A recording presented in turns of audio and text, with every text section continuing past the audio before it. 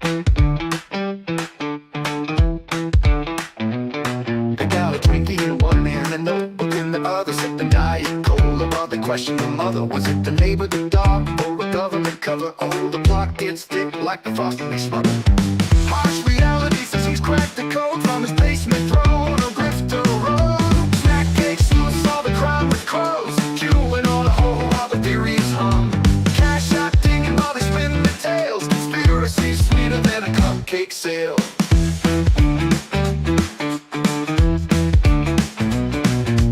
Debbie's little secrets are the midnight snack, unwrapping lies like a Swiss roll pack. The victim's Good best morning. friend clearly a spy. The stray cat on the porch must be FBI. They're connecting dots with Jennifer, Kimberly, Dylan, E-Bone. chains. Harsh realities, pockets growing wide while we binge true crime and another moon pie. Snack cakes, who saw the crime with crows, chewing on a hole while the theories hum.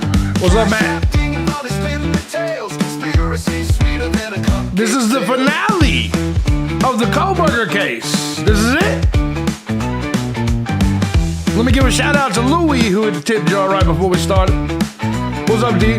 Debbie's little secrets are the midnight snack. Man. Unwrapping lies like tired a as Swiss roll fuck. pack. The victim's best friend, clearly a spy. The stray cat on the porch must be FBI. They're connecting dots with powdered sugar stains. All right, what's going on, guys? Hope you guys are all doing good. Welcome to Crime Time. Upgrade said Trump sold rice to the Japanese. Is that not like selling, ice and igloos to the Eskimos? I mean, that's kind of crazy. I don't want to see you go. No, I'm not going nowhere. But what I'm saying is, this is it for the Kohberger case. This is the finale. Any content creator that continues to make Idaho 4 content after today, you know why they're doing it. Because this is, okay, granted, if something gets released that is breaking, like some huge, like, confession or some shit, it makes sense. But, what's up, Laura Ann? How you doing, beautiful? What's up, Tactical? Any content creator that continues to make content on this case from this point forward, when we've had the entire case, we went through every document, we've seen every court hearing, and now is the sentencing to Bryan Kohberger. That's right, reaction. Anybody that continues to make content on this case, it's because they have no other content to make. And it's because they're holding on for dear life to this case, because this case is popular. Me, this is my final video on the Idaho 4. There's nothing else to make. This is the finale. This is the end. This is the end. What's up, Micah? Like anything beyond this is just made up garbage. It's made up bullshit. What's up, Dylan? Series finale. Yeah, this is the series finale. So either we're going to come up with something to create a new season, either we're going to get a new case, or, well, we'll go back and do like the fucking Zodiac Killer or something. You see what I'm saying? But continuing on with the Idaho 4 beyond this is pointless when literally this is the end. Katie, what's going on? The beautiful Katie's in here. How you doing, sexy? But anyways, so no, we're going to wait on this. We're going to get the sentencing today. They have went live on the channel over there, so we're waiting on it. Stephanie, how you doing? The beautiful Gobbles is in here. The beautiful Stephanie is in here. Says got out of work for this. Damn. But we got out of work for this sentencing. That's crazy. I mean, shit, sometimes it's like that. Shit, I got out of work yesterday to play Jurassic Park all day. I played that shit all. The beautiful Gobbles just hit the tip jar with 50. Thank you, beautiful. Appreciate you so much. I feel like I've been gone forever. I have been making content, just not for politics and true crime channel. So I don't expect a big audience today because I expect that all the true crime channels will be covering this today. But what I am expecting is all these true crime channels to continue covering this after we're done. And once again, my message is anyone that continues this is where you'll be able to see the grifters. This is where you'll be able to see who is able to make other content and who isn't. Dylan says, wonder what conspiracies they'll come up with for this. They keep saying he was made to do this. Made by who? Exactly. No, remember they said that these people actually still believe he can withdraw his plea. These people have no clue how the system, especially here in America, is. It's not as easy as you think. In order to withdraw a plea that the judge has already accepted, there has to be extensive circumstances in order to do that. And there's just not in this case. Kohberger is as clean as a whistle, said, no, I did this shit. What's up, Toronto Sweet? James Gunn's dog is brown but looks white playing crypto. The car was green. Yeah, exactly. Exactly. And I hope you still cover stuff over here. Oh, I definitely will. Yeah. I mean, true crime didn't begin or end with Bryan Kohberger. You know what I mean? I actually am glad this case is over. Because there's probably other stories I would like to dig into over here. What's up, Jessica? I mean, and that's the thing about when you have stories like this, they take over everybody's brain. Like, in the true crime world, the only story that mattered for the last 3 years was the Idaho 4. And a lot of other stories got overlooked. You know what I mean? But no, I'm going to move all crime videos to over here. I'm going to do all crime stories over here. All of the shit. It'll be true crime, but it'll also be sometimes just single video crime stories. You know what I mean? So, Shabazz, how you doing, bro? So that's the way this is going to go. We do have an interesting video from Brian Hinton, though, that I'll look at with you guys prior to us getting started. It says a first look inside Bryan Kohberger's new home. We go inside Idaho's max security prison. Now, all the snack cakers, they told you that Bryan Kohberger was going to a mental institution and not the state prison. That's not accurate. He is indeed going to the state prison. We'll take a look at this before they start the sentencing. But this is where Bryan Kohberger will be off to. Inside the Idaho State Correctional Complex, this is where we believe that Bryan Kohberger is going to What's up, Dropkick? The rest of his life. In this episode, I'm allergies are a motherfucker today. I apologize. That I saw inside the maximum security prison here. Hey, inside Dropkick. the complex. We actually got to go in. This is where Kohberger's off to. I was in the prison for about 2.5 hours touring, which is really, really rare. Saw a ton of stuff. We went to a bunch of different cell blocks. You got to be selective in what you can follow. Manson, OJ, Bernardo, Kohberger, in my case. Yeah. And I'm going to walk you through all the details. Yeah. Hey, so let me say this. Until we get another major true crime case, I think I want to go backwards, actually. Would you please repeat yourself about the feds maybe picking this case up? Well, yeah. Because he crossed state lines, if let's say the Department of Justice, if they're not satisfied, like if Pam Bondi and Donald Trump want Bryan Kohberger to die, they can pick this up, charge him federally. Let me give you an example, okay? The Luigi Mangione guy. I believe they hit him with federal charges to go along with the state charges. You see what I'm saying? No, it's not only for death row inmates. Death row, you got to realize in every state, they don't have a specific prison that's just for death row. Like there is prisons that have death row, but usually the max security prison is where death row inmates go. But it's also where your max, security inmates go. But anyways, yes, the feds can pick this up, and the feds reinstituted the death penalty a couple years ago. So just like Luigi Mangione, if New York doesn't, serve him right, Donald Trump and the Department of Justice can come in and kill Mangione. Same thing here. If Donald Trump and Pam Bondi really want Kohberger dead, all they got to do is file the charges federally. And he's done for. The feds have a 98, 99% conviction rate. He's done for if that occurs. And no, it's not double jeopardy. Actually gonna sit it's like windy and really hot out here. I'm gonna sit in the car, go through my notes, and tell you everything that I saw. Okay, so let me walk you guys through everything. Basically, we got permission to come out and tour the Idaho What's up, Jeff? Security Institution, which is on this complex. Hope you're doing well. I'm staying in Boise, Idaho, obviously for the Bryan Kohberger sentencing. The sentencing will be, I believe, in 9 minutes. So out here, it's like about a What's up, Ginger? 25-minute drive to this area where we are called Kuna. It's south of Boise. Middle of the desert out here. You guys put the 50 over here. Thank you, Gobbles. Where these prisons are. So drove about 25 minutes, came out, started at the guard gate. They checked my ID. We were obviously scheduled to be here, so they let us through.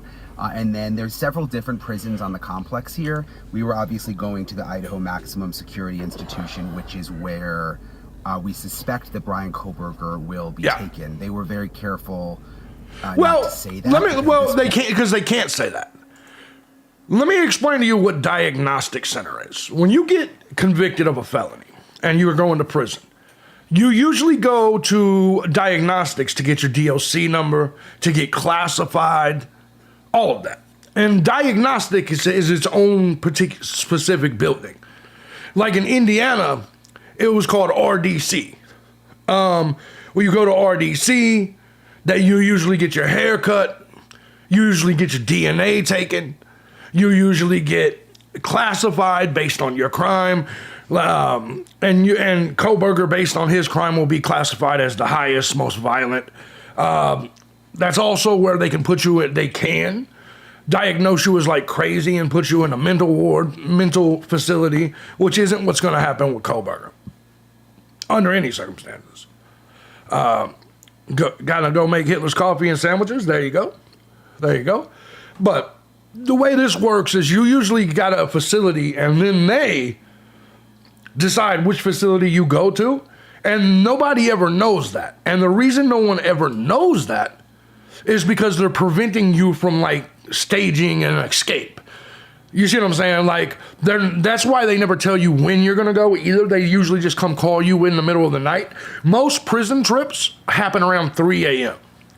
So you'll be sitting there in your cell block, and you'll hear your name on the speakers, like, John Collins, bag your baggage. What that means is it's the same thing as if you were going home. You have to then pack up all your shit, take it out, and you're leaving the cell block. In that case, usually you're going for transport. So you're getting everything, you're going and you're dressing out. Everything you have in that county jail goes with you, and you go on to RDC or to diagnostics, and then that's where they level you. I got to go to Menard for intake. Damn. Brian Hinton said BK will only be allowed out of his cell for 1 hour a day. If he's in max security, like a SHU or something, he could be. But eventually he will go in general population. Eventually Bryan Kohberger will go in Gen Pop. In the beginning, he may be in AdSec. Well, he may be, but nobody stays in the hole for 50 years. Do you see what I'm saying? Like Bryan Kohberger, nobody would want to stay in the hole for 50 years. Because in AdSeg or the hole, you don't get the same privileges. Like, you don't get phone privileges. You don't get commissary. Nobody in their right mind would stay in the hole for 50 years. And it's not even possible anyway. But you don't get the day-to-day privileges that the average inmate gets. You don't get you do get rec time, but who the fuck wants rec time without being able to like who doesn't want to watch TV? Why that alone is one reason why nobody would go to the whole protective custody, because that's what protective custody is. PC is the same thing as the whole. So if you go to PC, you're treated like you done something wrong. Does that make sense? Nobody.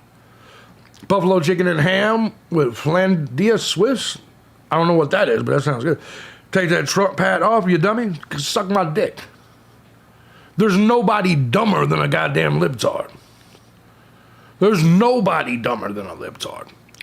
A clear TV at that. Exactly, Michael. Hey, JB, I was a seg boss. They were lucky to get out at all. Exactly, Texas Ranger. Exactly. Point, he still hasn't been sentenced. And that's the truth. They play it. They'll tell you, no, we have to give people recreation. Let me tell you something. Anybody knows that the guards and the prisons, they don't follow all of those rules. How about folks like yourself who back a pedophile? That's worse than a libtard. No, actually it's not. No, actually it's not.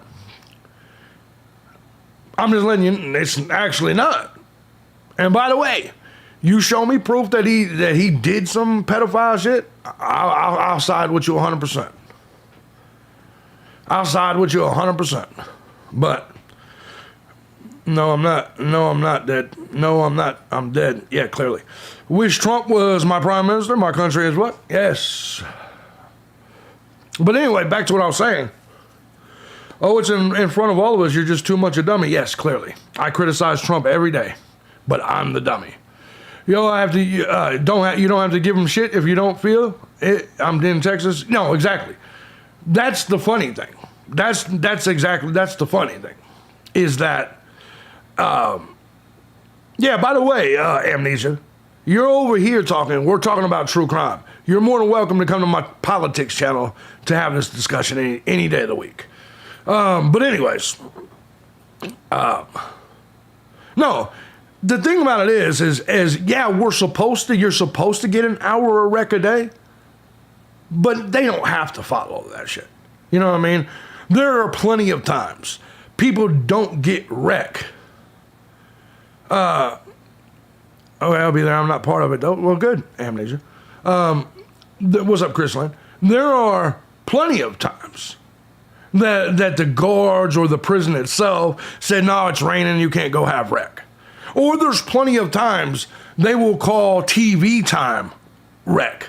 There are plenty of times we were supposed to go to the gym and they were like, nah, we don't have enough guards or whatever. They just make up a reason. Do I think that BK will speak? No.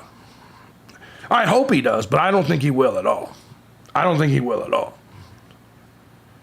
I hope he does. I hope he just comes out and says what the fuck happened, but I don't think so. You're shooting your shot too quick. There is no reason in the world for Bryan Kohberger to give any of us anything. There is nothing he gains out of it. There is no way he's going to speak when later on he could sell the story. Amnesia? I'm allowing you to talk, but if you're going to talk shit about the other people in the comment section, then you're gonna leave. You better speak or Trump's going to get his ass. Yeah, I mean, you would think so, but 2 minutes and counting. Yeah, we're waiting on it. I'm giving you a chance to stay, Amnesia. I'm giving you a chance to stay. But I'm not in the mood. I'm not in the mood. And you just got Gobbles done timed you out. What's up, Lord? See, I am friendly. My mods will just fuck you up. What's up, Lauren? How you doing? She's not fucking with you.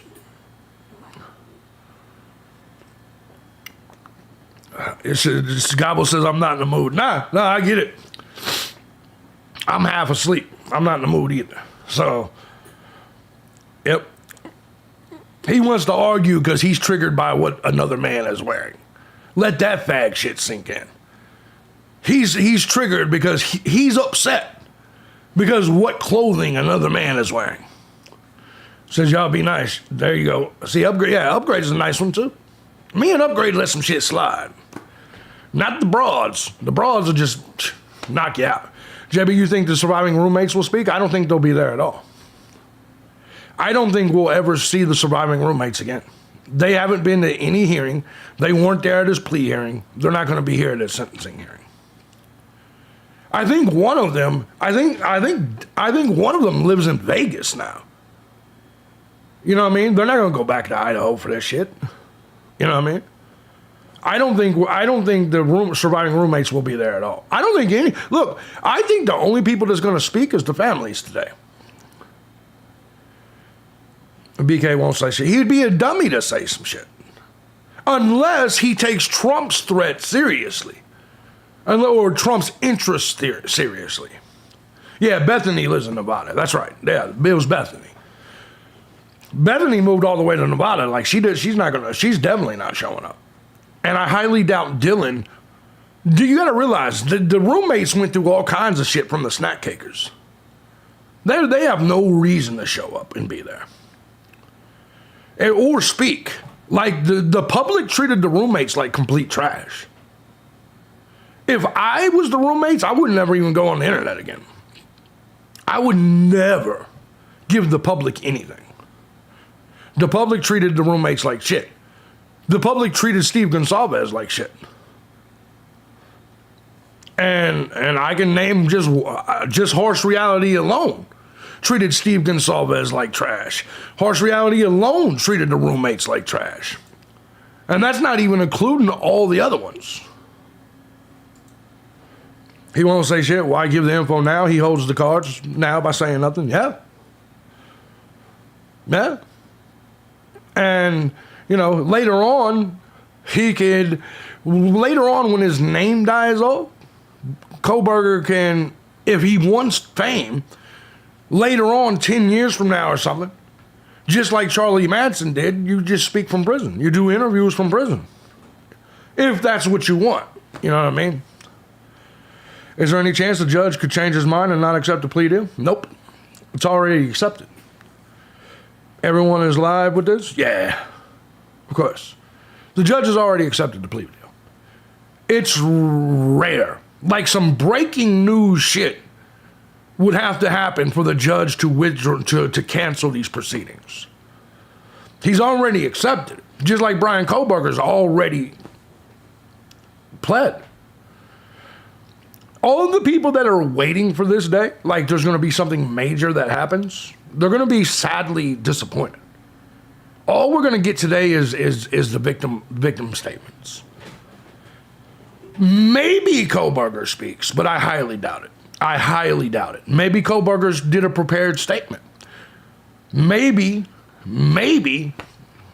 Yeah, this is sentencing. Yeah, people act as if the court case is still going.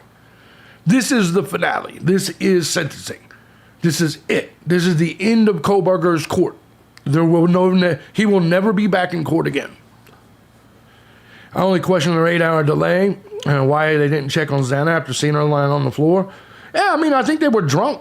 I think they were drunk and scared. You know what I mean? What's up, Memory? How you doing? Like, I can see why the roommates, if you really think about it, and you think, Lauren, why did the roommates wait 8 hours? Probably fear and drunkenness. Like, unsure about what happened. They were so drunk. Yeah. Like, we all do some weird shit when we're drunk. All of us. Like, I've done weird shit drunk and woke up the next day. How about Trump chiming in and wanting BK to give details? Yeah, I mean, that's just the president giving his opinion. And I think that if the president's pissed off about it, he could have the Department of Justice file federal charge. Oh, here we go. Oh, he's in oranges. Oh, he's shackled. Yo. He's shackled and he's in oranges. Son of a bitch. Need 5 minutes? Oh, no problem. They got him shackled. Oh, where'd he go? Where'd they go? Son of a bitch. Man. I think the judge said, give me 5 minutes. They were drunk and young and people who have never been through something that scares you. Yeah, so you don't know. Look, man, there's so many times I woke up the next day drunk after being drunk and been like, why the fuck did I do that? Woke up next to some broad that I would have never laid down with and been like, ooh, God, ooh. So I was at the club, I was at the bar, publicly calling this woman beautiful? Shit. Let's see if he stands when he addresses the court. I don't think he's going to address the court, honestly. Yeah, no fancy clothes once trial is over. No. No, it's because the reason they put you in a suit is so the jury doesn't see you as guilty. What's up, Deacon? Right? No, they just, you didn't miss anything. The reason they put you in dress clothes is so you're not perceived as guilty in front of the jury. You know what I mean? Because when you're wearing oranges, you're perceived as a convict, as a jailbird. So it's one of the things that the states do that I think is very, very fair, is they don't let you go in front of the jury in your oranges. I think that's awesome, actually. I think it's the way it should be. You know, love that, by the way. All good. So, they came on, and then they said, I think the judge said, give me 5 minutes. I think that's what he said. Well, here we go. All right, thank you. Kohberger, look at him. He's just chilled All right, now. this is CR 0124311665, State of Idaho versus Bryan Kohberger. Defendant is present in custody with counsel, Ms. Taylor, Ms. Massoth, Ms. Barlow. The state is represented by Mr. Thompson, Ms. Jennings, Mr. Hurwitz, Mr. Nye, and Ms. Allen. This is the time You're still set for innocent before the sentencing jury in this judge. case. Absolutely. Kohberger's got a little heart on his piece of paper. Defendant previously You see that entered a shit? plea of guilty. You see to what the 4 hell is counts he of over here first-degree doing? Murder and 1 count of felony burglary. Hey, Kohberger might have written a statement. Do you see this piece of paper right in front of him? Recommend a sentence consisting of on burglary 10 Holy years shit. fixed, on each of the 4 counts, first-degree murder, life fixed. The parties waived pre-sentence investigation. To my understanding, neither party submitted a sentencing memorandum or other materials for the court. Yeah, he's not innocent. He's The court guilty. is Yeah. familiar with the file and the evidence submitted previously by the parties as it has reviewed them throughout the case and in anticipation of trial. Maybe he wants the last word for now. Is there any Yeah. legal cause why sentence should not be imposed at this time? No, Your Honor.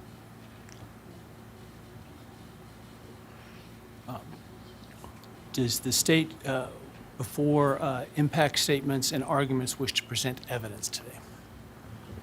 Your Honor, the state does not intend to present evidence in a documentary sense. We have provided the court with photographs that we would like to use during the course of our sentencing argument. Oh! All right, Thank you. but no testimony other than impact statements? That's correct, Your Honor. All right, so with that, let's start with then impact statements. Ms. Jennings will be introducing the And my understanding, just so I'm clear, I indicated through the trial court administrator that we need All right, to later on, see, Bennett. if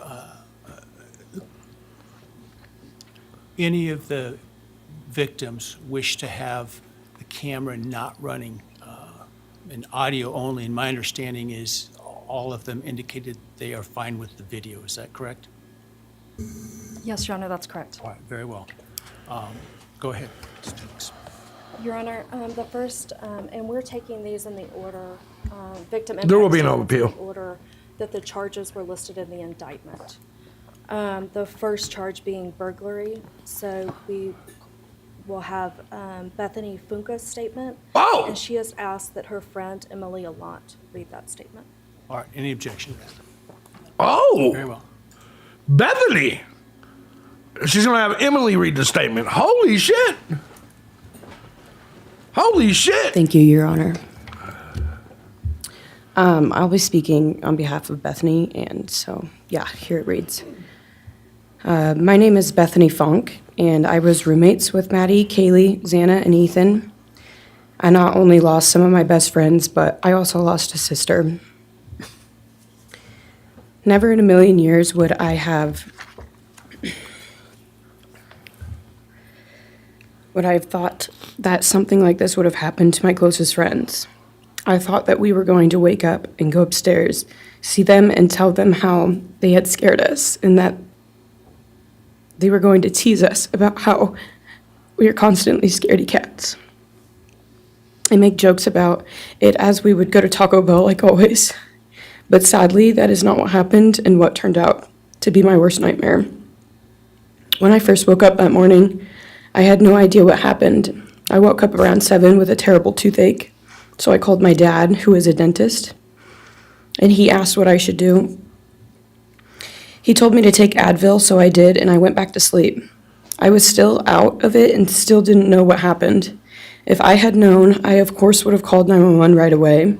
I still carry so much regret and guilt for not knowing what had happened and not calling right away, even though I understand it wouldn't have changed anything, not even if the paramedics had been right outside the door. Oh, man. Oh, man. I was so frantic that morning and scared to death, not knowing what had happened. And when I made the 911 call, I couldn't even get out the words. And from then on, I don't remember a thing. It was like my brain wiped that whole memory. That was the worst day of my life. And I know it always will be. Ah, shit. This is gonna be hard. This is gonna be hard. While I was still in shock, trying to process the fact that my friends were truly gone, I had been attacked by the public. I was grieving, numb, and unsure of what had happened was even real. And at the same time, I was getting flooded with death threats and hateful messages from people who did not know me at all or know the dynamic of our friendship. Social media made it so much worse, and strangers made up stories to entertain themselves. Snack cake. The media harassed not just me, but also my family. People showed up at our house.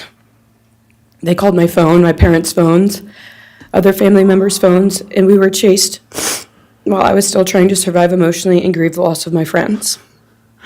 I hated and still hate that they are gone, but for some reason, I am still here and I got to live. I still think about this every day. Why me? Why did I get to live and not them? For the longest time, I could not even look at their families without feeling sick with guilt.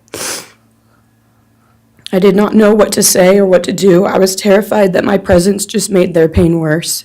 And I was still here when their kid, their siblings, and their friends, their loved ones should have been here instead. Ann Taylor won't even look at it. After everything happened, I was afraid to go into my own backyard or alone in my house. I was scared that the person who did this would come for me next.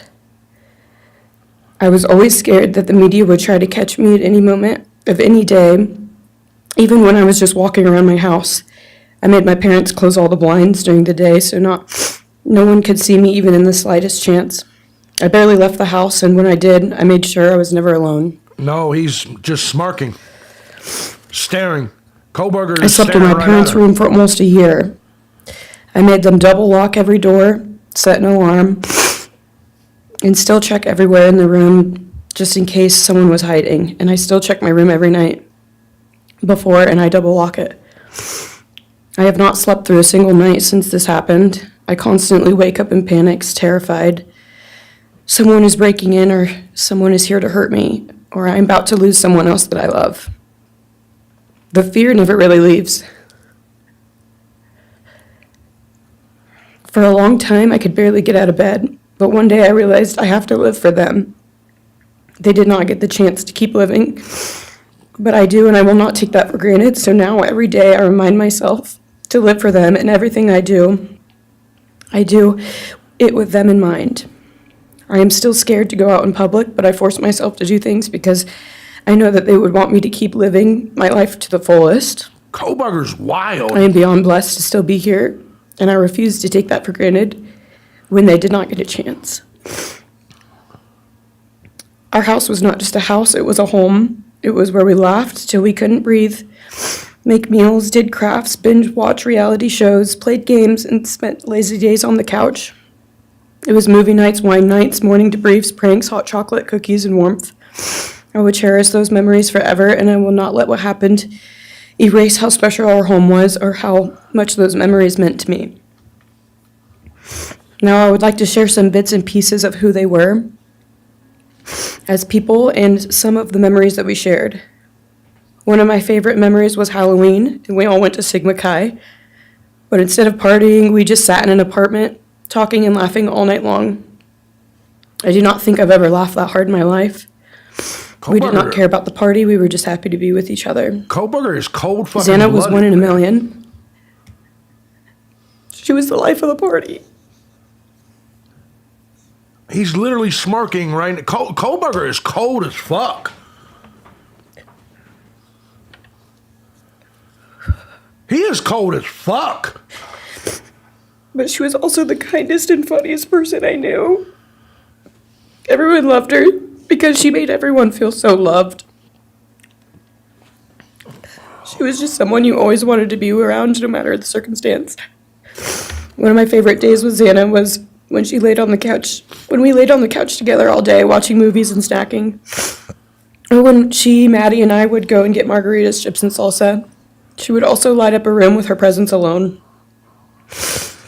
Kaylee had the most beautiful, radiant smile. And she was so kind, but also one of the funniest people I've ever known. Oh, this is rough. She loved playing little pranks. And she always had us laughing so hard that we could not breathe. She was so full of energy and life. I really believed that she could have ruled the world if she wanted to, and she would have been America's sweetheart. Ethan was the sweetest, most genuine guy. He was always smiling and always making other people smile too. Ethan was the kind of person you wanted around. He was so kind and easy to talk to, and just so fun. And the way he cared for Xana was truly something to admire. Yeah. And really was proof that storybook love and true romances really do exist. Yeah. I was not only Anna's struggling. It was not only obvious to me, but everyone that was around Ethan and Xana that they were absolute soulmates. Maddie was not only one of my best friends, but she was the older sister I would have always wanted. There was no one I looked up to or admired more than Maddie. She was truly a ray of sunshine, and everyone was drawn to her. Yo. She was so kind, loving, funny, fun, and passionate. I can't wait to see Steve up She there. had the sweetest soul and wanted nothing but the best for everyone, Agreed, Texas. and to love and show love to everyone. I can She make took his me image under her bigger. wing and always made me feel so safe and I included, can make his image bigger. and Hold above on. all, loved and valued. Here's how we'll do this. She never failed to make me laugh or put a smile on my face.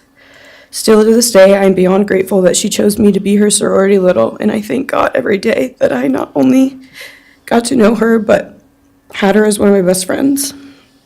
Honestly, I cannot pinpoint one favorite memory with Maddie because I have so many, and this would be a very long read if I did.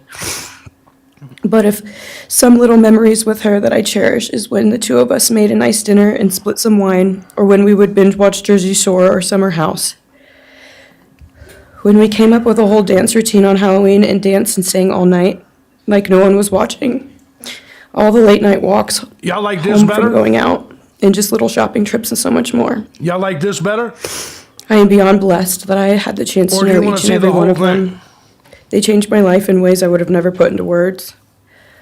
I hope that they are remembered for who they are, not what happened to them, because who they are were so beautiful, and they deserve to be remembered in the highest way. My heart breaks every time I go to text one of them or how badly I wish I could see and hang out with them. And then I remember I cannot. I will never be able to again. But I Kohberger's still staring talk a to them in hole my through her. prayers every single night, and I always will. I wish more than anything I could hug them one last time. And I wish I could tell them how much I love them. And even though I cannot, I still tell them every night. I will keep living for them as long as I am lucky enough to still be here. And they were all truly one of a kind. And they will be in our hearts forever and always. Man. Thank you, and please convey to Bethany my appreciation for her courage.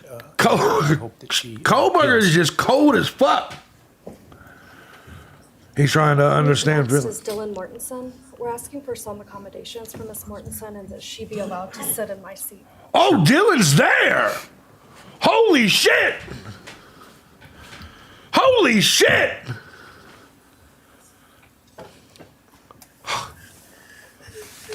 Holy fuck! Dylan, just take your time, all right? Hold on, let me get... Holy shit!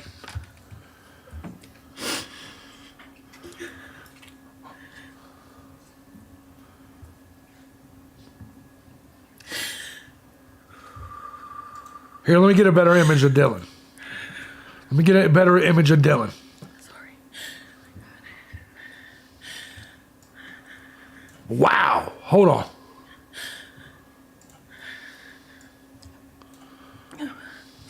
Thank you, Your Honor. What happened that night changed everything. Because of him, 4 beautiful, genuine, compassionate people were taken from this world for no reason.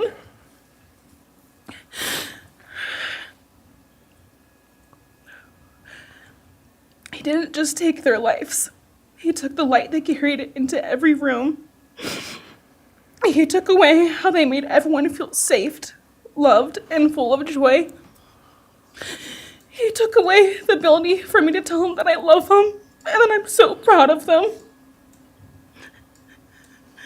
He took away who they were becoming and the futures they were going to have. He took away birthdays, graduations, celebrations, Yeah, he's staring right at her. and all the memories that we were Right at supposed her. to make. All of it is gone. And all the people who loved them are just left to carry that weight forever. Yeah. He Kudos to didn't just Dylan. take them from the world. He took them from me, my friends, my people who felt like my home, the people I looked up to and adored more than anyone. He took away my ability to trust the world around me. No, What he did AT's shattered not me looking at all. in places I didn't know could break. I was barely 19 when he did this. We had just celebrated my birthday Exactly, at the JM. end of September. She's hot as fuck. I should have been figuring out who I was. I should have been having the college experience and starting to establish my future. Instead, I was forced to learn how to survive the unimaginable. I couldn't be alone. Exactly, Sean. I had to sleep in my mom's bed because I was too terrified to close my eyes. Terrified that if I blinked, someone might be there. I made escape plans everywhere I went. If something happens, how do I get out? What can I use to defend myself? Who can help? And then there are the panic attacks. Exactly, Roy. The kind that slam into me like a tsunami out of nowhere. I can't breathe. I can't think. I can't stop shaking.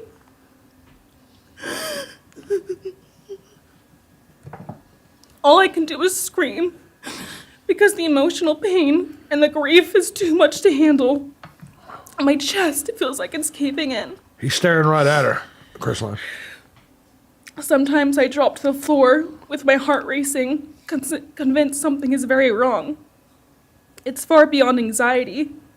It's my body reliving everything over and over again. My nervous system never got the message that it is over, and He's- it won't let me forget what he did to them. He's sitting there thinking, God damn, I should have got that. People call I me should have strong. got her. They say I'm a You know survivor, that's what he's thinking. but I don't see what my new reality looks like. They don't see the panic attacks, the hypervigilance, the exhaustion, the way I scan Exactly, every room I Texas. enter, the way I flinch at sudden sounds. They don't know how heavy it is to carry so much pain and still be expected to keep going, and that's because of him. Very hard.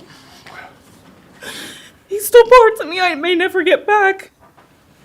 He took the version of me who didn't constantly ask, what if it happens again? I can't What clear if it up. next time I don't survive? I don't think I can clear it up. Let me see. Let me see what I can do. He may have shattered parts of me, but I'm still putting myself back together. Piece by piece, I'm learning how to live in this new version of life. It is not easy. It hurts. No, I But I'm can't. still trying. Let me see. Still trying, and I'm not trying just for me. I'm trying for them, my friends. See what I can do. About a year ago, I had a dream about them. I got to say goodbye. I told them I won't be able to see you again, so I need to tell you goodbye. They all kept asking why, and all I could say was, I can't tell you, but I have to. When I woke up, I felt shattered and heartbroken, but also strangely grateful. Like maybe in some way that dream gave us the goodbye we never got. Still, no dream can replace Yeah, there's them, nothing I can do with it. and no goodbye will ever feel finished. He is a hollow vessel, Well, maybe. something less than human. A body without empathy, without remorse. He chose destruction. That's as clear. That's He the chose best I can evil. do. Sorry. He feels nothing. He tried to take everything from me. My friends, my safety, my identity, my future. He took their lives. Oh yeah. But Anne I will looks continue ashamed. trying Yeah. to be like them, to make them proud. Anne looks like Living is how I honor Ashamed. them. Speaking today is to help me find some sort of justice for them. And I will never let him take that from me. He may have taken so much from me, but he will never get to take my voice. He will never take the memories I had with them. I'll put Anne up here so you guys can see He will her. never erase the love we shared, the laughs we had, or the way they made me feel seen and whole. Yeah, he's shackled. Those things are mine. They are sacred, and he will never touch them. I get to feel sadness. I get to feel rage. I get to feel joy even when it's hard. I get to feel love even when it hurts. I get to live. And while I will still live with this pain, at least I get to live my life. He will stay here, empty, forgotten, and powerless. Dylan, thank you so much. Oh man, that was rough. I That- appreciate it. I got to give credit to Dylan, man. Her showing up is a motherfucker. All right, let me put the other one back on here. All right. Next, we have members from the Madison Mogan family. All right, here comes the Mogans. First would be Scott Laramie, Madison Mogan's stepfather. I can't wait now. When it's men up there, I can't wait to see Kohberger and them like the stare down, right? Particularly when Steve gets up there.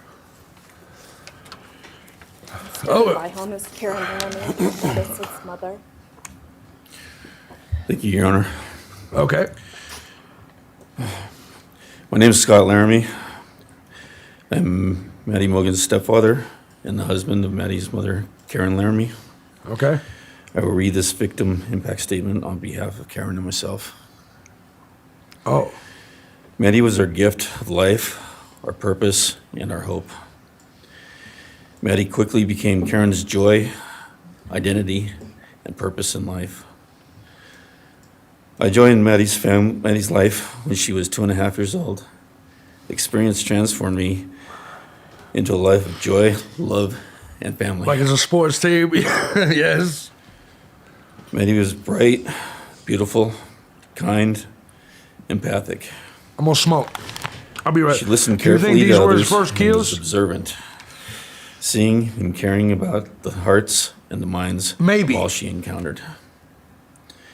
She loved music and music Yeah, festivals. I think so. She had a wonderful sense of humor. She excelled in school. She was an easy child to raise, almost never requiring discipline, and almost always giving us parental joy. One time Karen remembers disciplining Maddie as a little girl. Maddie responded, "You broke my heart," which of course melted ours. She had a keen wit, even at that young age. As she transitioned into teenage years, she prioritized us and extended family over many of the distractions that capture teenagers.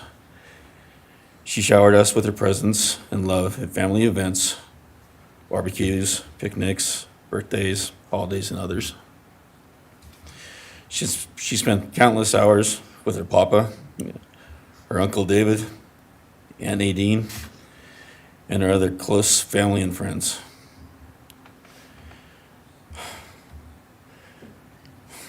This world was a better place with her in it. As she reached adulthood, Maddie applied her studies to be a marketing professional, entering into an internship at Payne West, and started planning her professional future. As with all things, she involved Karen and myself in the joy of her journey. As she transitioned into womanhood, Karen and I continued to be astounded at this wonderful and accomplished person we had created. All parents dream of their children accomplishing more than them. We realized this dream, all we had not become, she was becoming. Karen and I are ordinary people, but we lived extraordinary lives because we had Maddie. Maddie was taken senselessly and brutally in a sudden act of evil. She was taken along with the young, promising, and bright lives of Kaylee, Xana, and Ethan. First, we felt disbelief. Next, we felt disorientation. Then we felt grief overcome us. Our grief is compounded even more for the Goncalves, Kernodle, and Chapin families. We speak of hope and healing, and we do have hope and some healing. But the vast emotional wound will never fully heal. Since Maddie's loss, there's emptiness in our hearts, home, and family, an endless void. After losing her mother in a car crash, Karen took years to grieve and recover. The feeling that her life with Maddie and A was perfect helped her to start to heal. Now, this is no longer perfect. After Maddie's loss, Karen felt like she was spinning out, emotionally collapsing into anxiety and depression. She sometimes asks, how am I supposed to go on when I've lost my favorite person in the world? I felt the same, and we continue to struggle. The loss of Maddie has impacted so many beyond our family. Her second family is her sorority sisters who grieve alongside us. She has so many close friends who suffer from her loss. We will continue to be. Her loss will continue to be felt. He's not sorry at all. Community, including Vandal Solutions on campus, where she volunteered her time. You can see it in his eyes. He don't give a fuck. It helps us to know Maddie is in heaven now, Let me see if I can get it back. freed from the trials of this earth. We, however, continue to live on without the grace and support of her presence. We will grow old without our only child, our bright, beautiful friend and daughter. In the end, there are no words that can accurately capture the devastation of losing Maddie. We will endure, and we will go on. For Maddie, we will not let our grief consume us. For Maddie, we will continue to love and care for our family and friends, including the families of Kaylee, Xana, and Ethan. We will remain united with them We can only hope that others out there suffering similar losses can look to us and see that we can overcome hatred, darkness, and evil. We know the law allows us to comment on the defendant and his sentence. I want to know what this is As for right his here. sentence, we support This- the plea agreement. This little Society image, needs to be protected this against piece this of paper evil. with the heart. As for the defendant, we will not waste words, nor will we fall into hatred and bitterness. Evil has many faces, and we now know this, but evil does not deserve our time and attention. I want to know what this is. See it? We are done being victims. I want to know what We are that taking is. back our lives. We will turn our time, talents, and attention to hope, healing, and helping others, and to the future. We invite all those who have suffered with us on this to join us in our journey. We can make this world a better place. He might have wrote a statement. He might have wrote a We can statement. move on from tragedy. Adversity will visit us. Evil will visit us, but we will overcome. We can and will endure. Karen and I express our gratitude to Your Honor and to the prosecution team Y'all see it now, don't for you? allowing us the opportunity to make this statement. Thank you. I've been looking at that. Thank you so much I've for been your looking at. courage, and I am so sorry for your loss. I've been looking at that heart the entire time.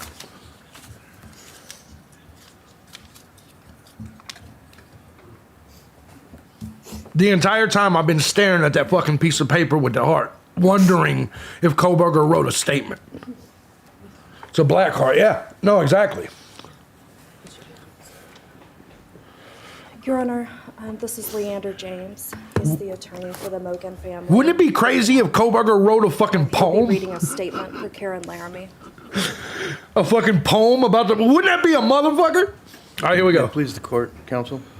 My name is Leander James. I am the pro bono counsel for Karen and Scott Laramie.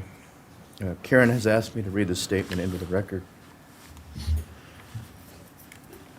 I thank my husband, Scott, for his statement. Maybe it's a wrap. His courage, Yeah. and his unending love and support during this dark time. While words are inadequate to capture the impact of this horrific crime on our family, he expressed it as best anyone could. For Maddie's sake, I will add my supplement statement that incorporates additional in the context of my Hold on, it's buffering. It's not my end. putting our right, there we go. into words. There we go. For me and my extended family, Maddie was our hope and our light. Her beauty, both outside and in, shone its light upon everyone with whom she came in contact. Her beauty, she carried that hope and light into the future for our entire family. We have memories of our Maddie and grief and pain at her being taken from our presence. Any one of us would have given our own light to have been outshone by hers. We now look to our Creator to know that her light continues Extremely where we skinny. look to see her in His presence. Those who commit evil for their own twisted gains and purposes truly defile the efforts and sacrifices of mothers, fathers, families, teachers, clergy, public servants, service members, and all those who commit themselves to the greater 19,000. good, freedoms, and the future light of our nation. No, he's not getting off on anything. Condemnation falls heavily upon those who squandered the lives of our future hopes and dreams. Some may offer forgiveness for what the defendant has done. However, we cannot at this time, or perhaps ever, nor will we ask for mercy for what he has done. His acts are too heinous. The agony and grief he has caused, too great. But we will waste no further words or thoughts on him. For Maddie's sake, we will move on.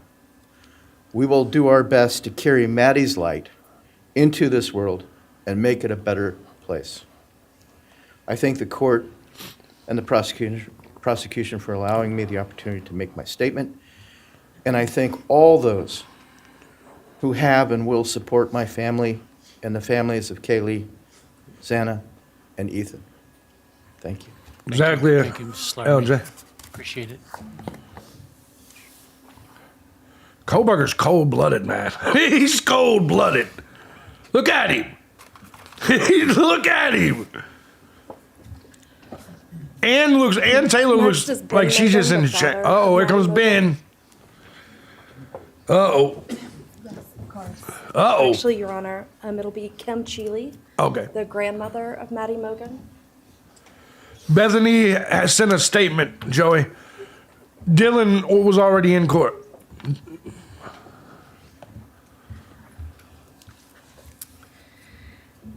My name is Kim Cheeley.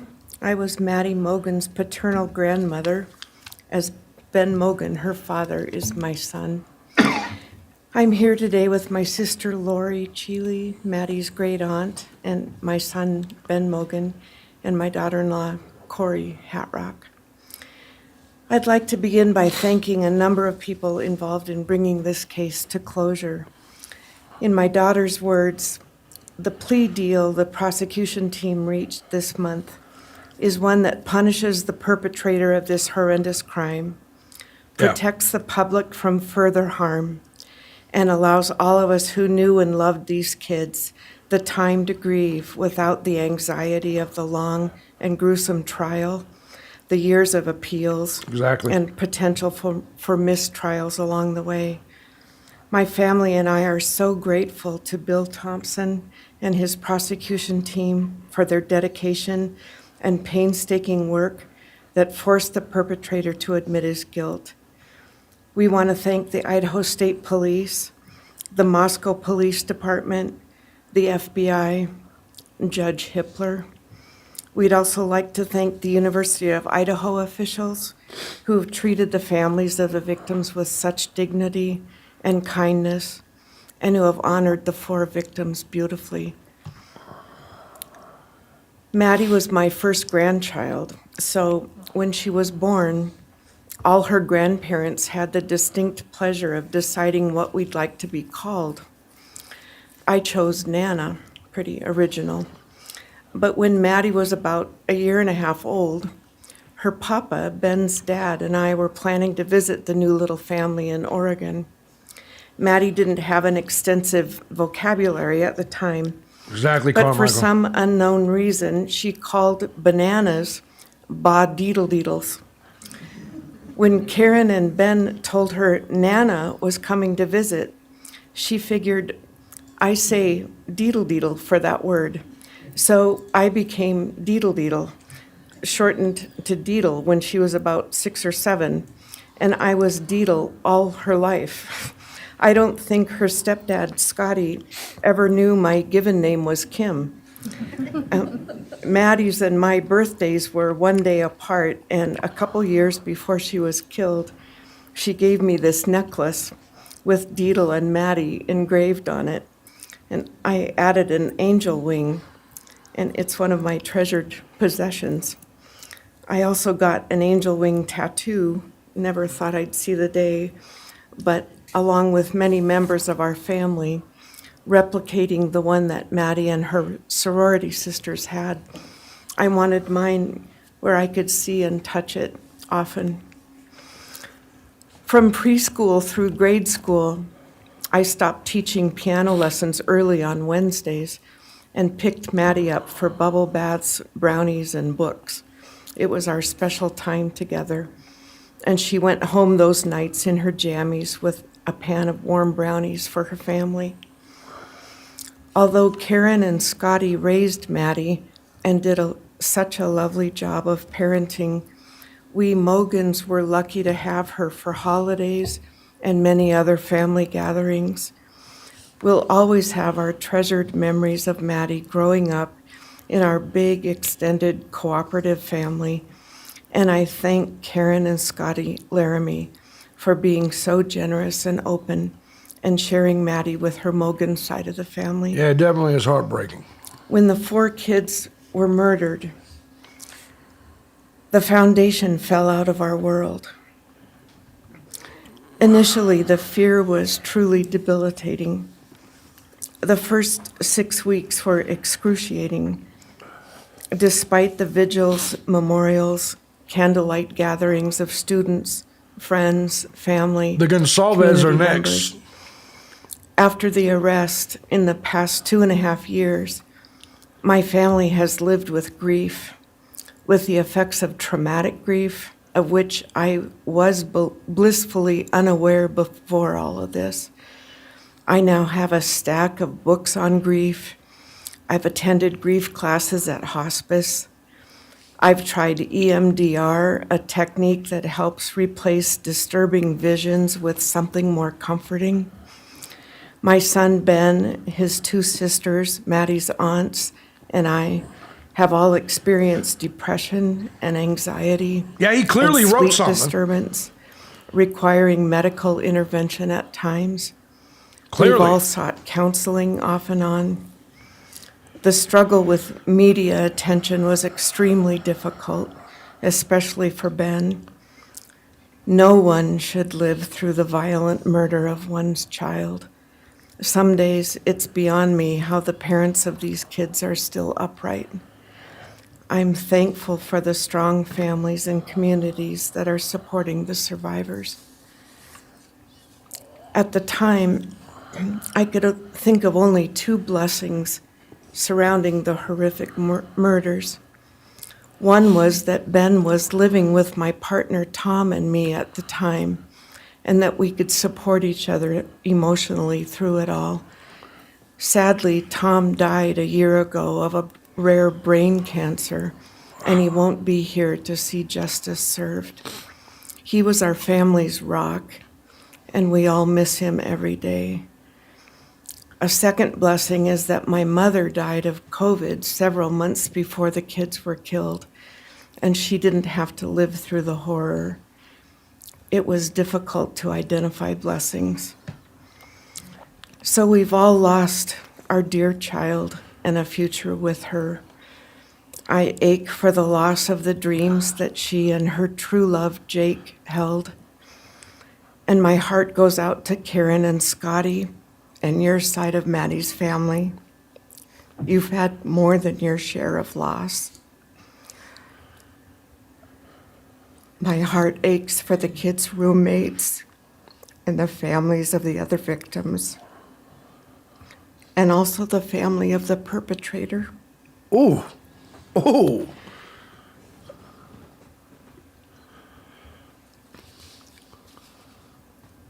Going forward, we Mogans are choosing to put our energy and focus into honoring Maddie's too short life and sweet spirit by celebrating Maddie May Day, which my 2 daughters established. On May 25th each year, Maddie's birthday, we encourage folks to do random acts of kindness in Maddie's name. In my daughter Katie's words, may we all protect our peace in whatever way possible, unite in community, and focus on joy. Please do an act in kindness in Maddie's honor during this week, so a glimmer of Maddie's light may live on. Thank you. Thank you, and Woo. appreciate your courage, and bless you and your family. Thank you. That one was rough. So they're going in the order that the killings, that the crimes took place. So Yeah, it's Ben Mogan, after- Maddie Mogan's father. after the Mogans will be the Gonsalves. So we got Maddie's dad right here.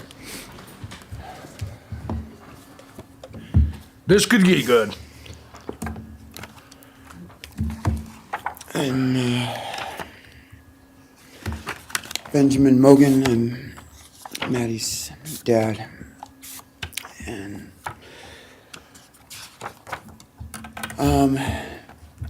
first I just want to say thanks to all the people that helped bring this all to a close. I I know it's not the resolution that everyone,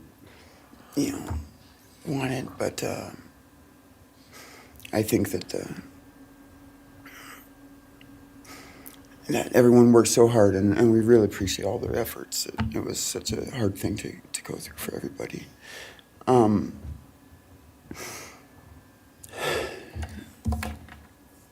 Maddie was my only child that I ever had. She's the only great thing I ever really did, and the only thing I was really ever proud of. And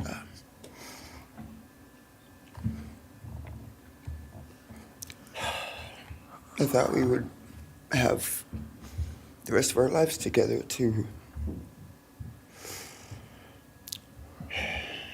be together and to know each other, and I took for granted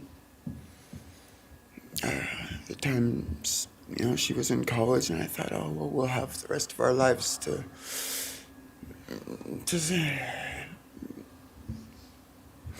do all the stuff that we're supposed to do, and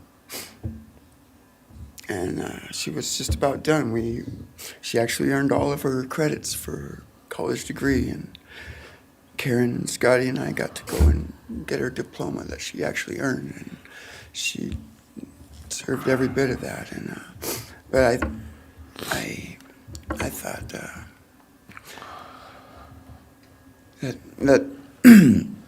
that was going to be just the beginning of a long life together, and we never got that. Karen and Scotty did such a great job raising her after Karen and I split up, and I'm so thankful for Scotty and the role that he played in her life when I wasn't able to. But we got to spend a lot of great times together, Maddie and I. She was my favorite person to go to a concert with.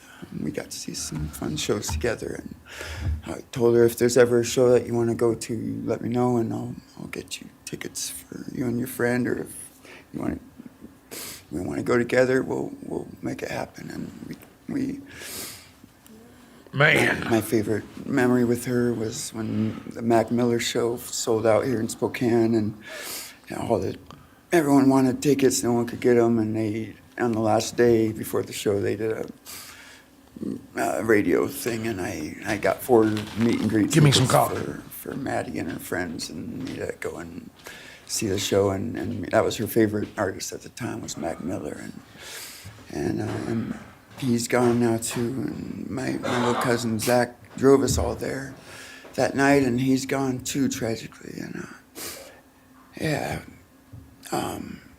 anyway, the last thing that she ever wrote to me was this Father's Day card, and I'm so glad I still have it. I'm just going to read what she said. It says, "Happy Father's Day. I hope you have the best day. I can't wait till we can hang out again soon. I'll be in Coeur d'Alene, 624 to 74. Hopefully we can find a time then.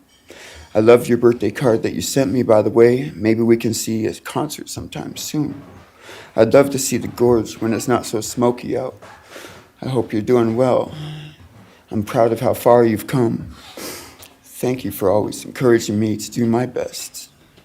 Love you lots and lots. Love, Maddie May." She did encourage me to not just to do my best, but to live on. I went through a lot of issues with addiction and with substance abuse, and when I wasn't wanting to live anymore, she was what would keep me He's broken as fuck. from just not caring anymore, and knowing that she was out there and that she was just such a beautiful person kept me alive a lot of rough moments, and I'm so glad that she was able to meet Jake. He was the only one that actually ever got to take her to the gorge. They went and saw Watershed together, and yeah, they had a heck of a Exactly, time. Lauren. I'm glad she got to. That's a really special place for me, and she always wanted to work out there with me in the summer sometime. She never got to, but at least she got to see it once with Jake. He was such a great guy. He is such a great guy. And I really wanted to see what a future with them would have looked like. Exactly, Sardine. I'll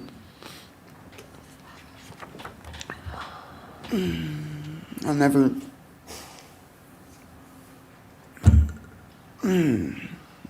be able to replace her. I wrote a bunch of stuff. I just don't know what to say right now. I just miss her so much, and I just love her more than anything. And it shouldn't have happened. And a death sentence is one thing. You know when it's going to happen, and it's going to be all gentle and stuff. But life without parole, with a building full of people that all just want you to not be around anymore, and winking at every morning, not knowing if that's the day they're going to pull your card. I mean, it's not a very nice sentence either. So, I don't know. I just love you, Maddie, and I wish you were still here. Thank you so much. Man. God damn, that was some rough shit. Your Honor, next would be members from the Kaylee Gonsalves family. Oh. First will be her father, Steve Gonsalves. Business is about to pick up. Business is about to pick the fuck up.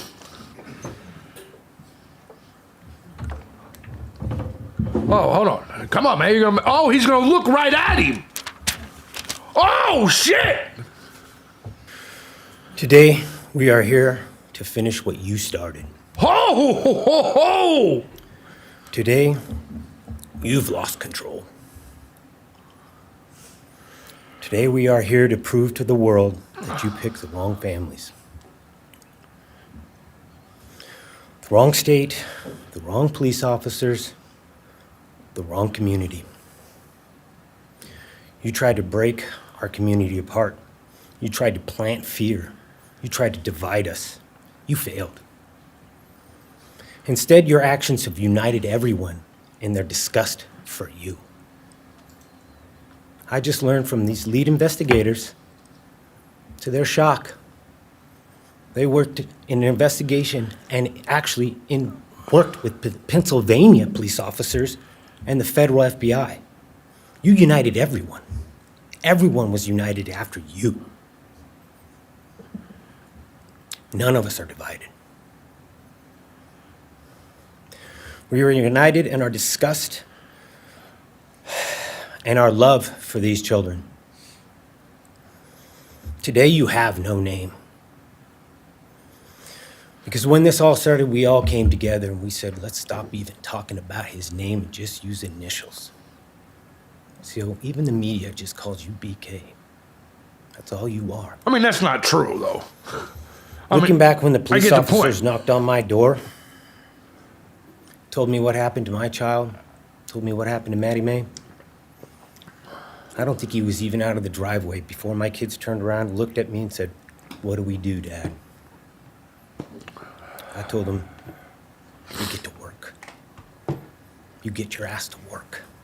And we started calling, we started texting, we started emailing. And you know what? Within hours, we had your white car on the camera. We knew from the very beginning we had you. Police officers tell us within minutes they had your DNA, like a calling card. You were that careless, that foolish, that stupid. Damn! Master degree, you're a joke. Complete joke. But we took this disaster And we did what we could. We put everything online. We took our kids, we took our images, we took everything that they did, their videos, their photos, the girls' pranks, Ethan singing. We put it out there, we shared it with the world. And the world united. And all they ended up, when they talked about this case, is they talked about Kaylee Jade, Maddie Mae, Xana, and Ethan. Everything what these people meant to us, a father, a mother, a brother, a sister, we shared that with our community. Then we shared it with our state. We shared it with the country, and eventually we shared it with the world. The world's watching because of the kids, not because of you. Nobody cares about you. You're not worth the time, the effort to be remembered.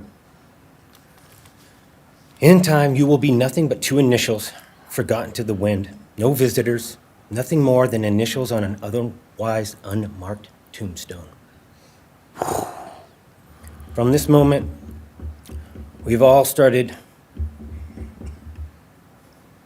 From this moment, we will forget you. We want to all leave in closing. One last thing. You picked the wrong family, and we're laughing at you on your trip to Penn. That will be today or tomorrow. I'll close with, God bless all the men and women that worked on this case and all the hard work that you guys did. You guys allowed us to grieve and allowed us to get through this. The amount of work that you guys put together and the way that you guys put it together was beautiful. You're right, Texas. There was hard times to be expected. But thank you all. God bless. Thank you. That was venomous. Next is That was Steven Gonzalez, venomous. Kaylee's brother. That was fucking venomous. Steven's actually gonna pass. I'm gonna go. Okay. Olivia Gonzalez, Kaylee's sister. Stop moving the goddamn desk. Now I gotta. Hello, I'd like to start by thanking the court for allowing me the time and opportunity to speak today. I gotta. My fucking name is Olivia, redo this. and I'm the big sister of Kaylee Gonzalez. Oh. And I was blessed to love Madison. She's Morgan not as a even in the sister, image. too. I'm not here today to speak in grief. I'm here to speak in truth. Because the truth is, my sister Kaylee and her best friend Maddie were not yours to take. They were not yours to study, to stalk, or to silence. They were two pieces of a whole, the perfect yin and yang. They are everything that you could never be. Loved, accepted, vibrant, accomplished, brave, and powerful. Because the truth about Kaylee and Maddie is they would have been kind to you. If you had approached them in their everyday lives, they would have given you directions, thanked you for the compliment, or awkwardly giggled to make your own words less uncomfortable for you. In a world that rejected you, they would have shown mercy. Steve Because fucked the up the truth whole is, camera shot. I'm angry. Every day I'm angry. I'm left shouting at the inside of my own head everything I wish I could say to you. The truth about me is when I heard the news, I didn't cry. I listened for them. I promised them I would, that I would fight for them, that I would show up no matter what it cost me. I swore I'd never let them feel alone. Because you see, I've always been their heavyweight. I've always been the one to fight the battles they didn't feel ready to fight themselves. All it ever took was a call, and they knew I would handle it for them, no matter the time, no matter the cost. They could wave their white flag because they knew I would never back down, not for them, and not even death could change that. Somewhere along the line, I started to think about what I would say to them if I was given just one last chance.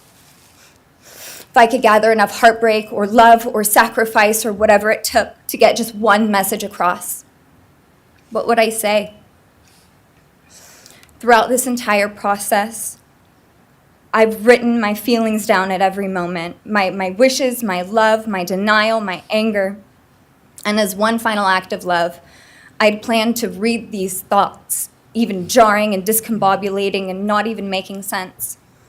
Because for me, that was true love. As bare and as naked as it could be, not laced in pretty words or dressed for the occasion, but written through bleary eyes at 2 a.m. with clenched fists, angry at this reality. My true final act of love was to continue on without them, for them. That dream to read aloud my love to them, to bring meaning through pain, was the latest blow in realizing you don't deserve it. And Kaylee and Maddie don't need it. Kaylee and Maddie have always known my love, and they would never ask me to prove it by further victimizing myself to a defendant who has shown no guilt, no remorse, no apprehension. They would say to me, "Why would you give the satisfaction of showing vulnerability now? You promised you would never back down." And for that clarity, I'm thankful. I won't stand here and give you what you want. I won't offer you tears. I won't offer you trembling. Disappointments like you thrive on pain, on fear, and on the illusion of power. And I won't feed your beast. Instead, I will call you what you are: sociopath, psychopath, murderer.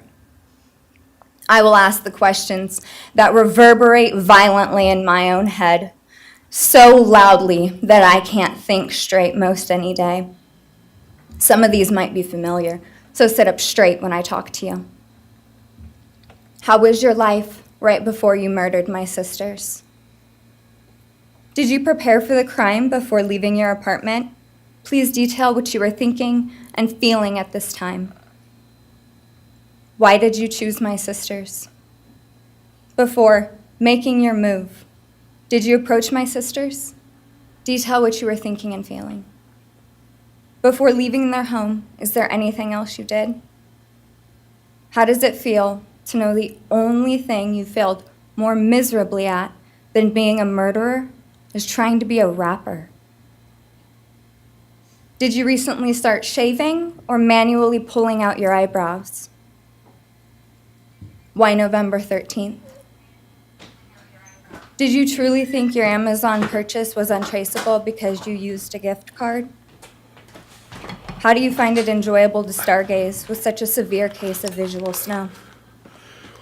Where is the murder weapon? The clothes you wore that night? What did you bring into the house with you? What was the second weapon you used on Kaylee?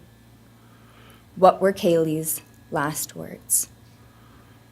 Please describe in detail the level of anxiety you must have felt when you heard the Bearcat pull up to your family home on December 30th, 2022. Which do you regret more? Returning to the crime scene 5 hours later, or never, ever going back to Moscow, not even once, after stalking them there for months? If you were really smart, do you think you'd be here right now? Shit! What's it like needing this much attention just to feel real? You're terrified of being ordinary, aren't you? Do you feel anything at all? Or are you exactly what you always feared? Nothing. If you're so powerful, then why are you still hiding, defendant? You see, I'm here today as me. But who are you? Let's try to take off your mask and see. You didn't create devastation.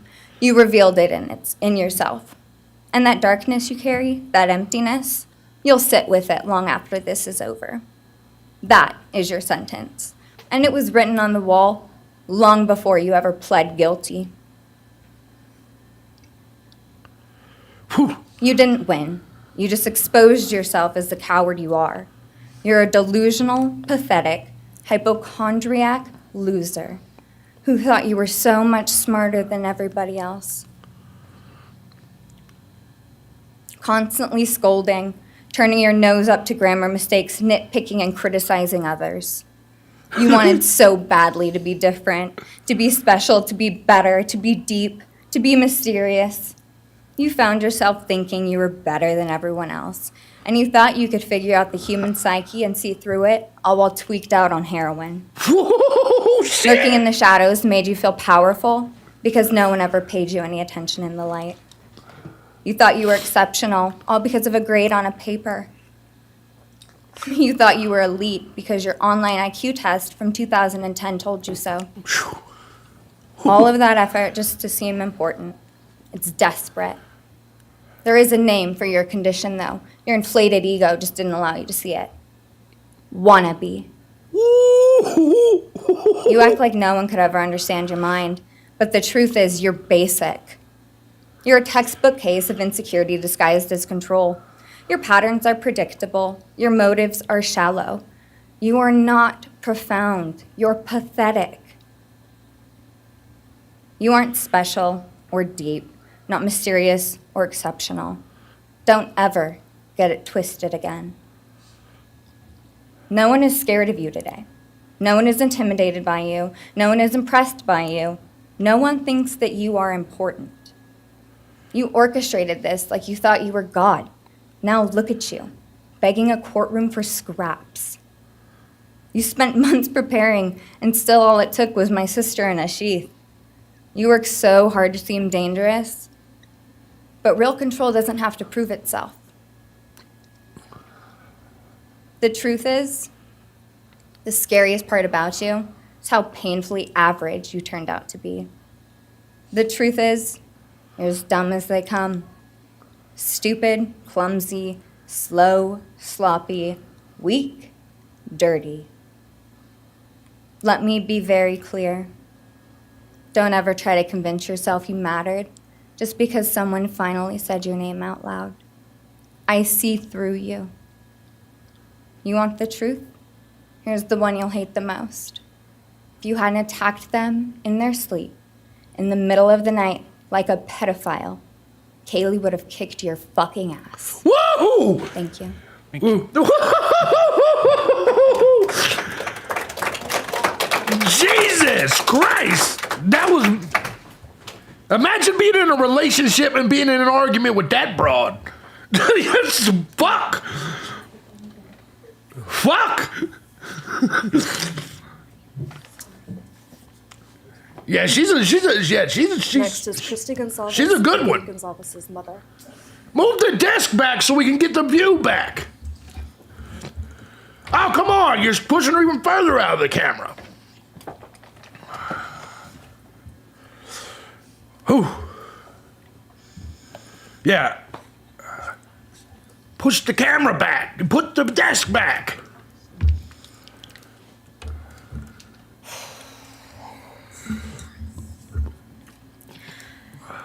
Thank you, Your Honor. He's trying not to smile on that one, yeah. I never imagined having to speak to someone so devoid of humanity. For a long time, I didn't think I'd find the words low enough to meet you where you are. But now I realize this isn't about you. It's about what you've done to me, and I need you to hear it. When you murdered my daughter, Kaylee Jade Gonzalez, you didn't just take her life, you shattered others. You attacked what you could never be, and in doing so, you left a trail of devastation far beyond that house. You stole my peace. You've altered my every waking moment, every sleepless night, the way I view the world, people, safety, trust. It's all been changed by your cruelty.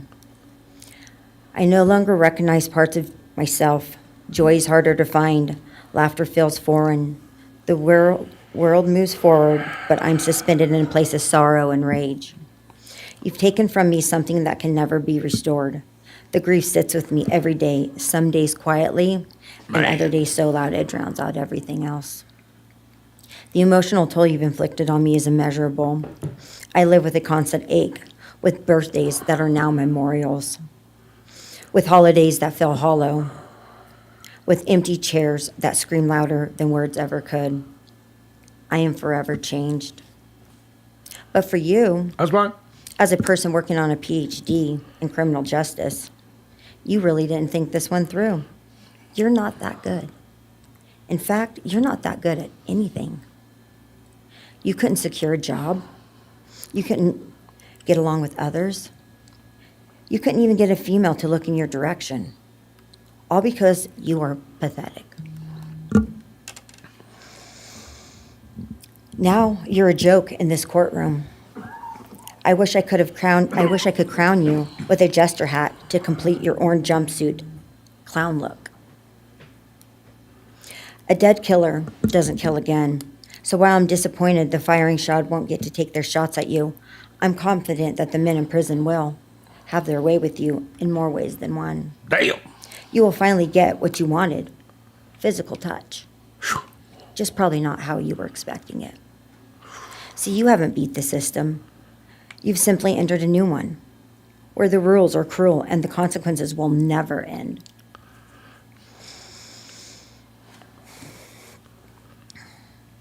You are entering a place where no one will care who you are and no one will ever respect you. You will be forgotten, discarded, used, and erased.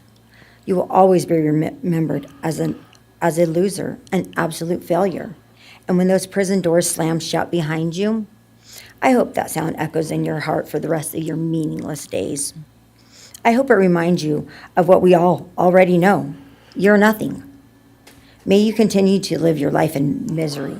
You are officially the property of the state of Idaho, where your fellow inmates are anxiously awaiting your arrival. But it's okay, because they're there to help you. Hell will be waiting. Quick message from our youngest daughter. Aubrey wanted to say, you may have received A's in high school and college, but you're going to be getting big D's in prison. Thank you. Yeah. Of course, Horse Reality is going to do that because he can't make any other content.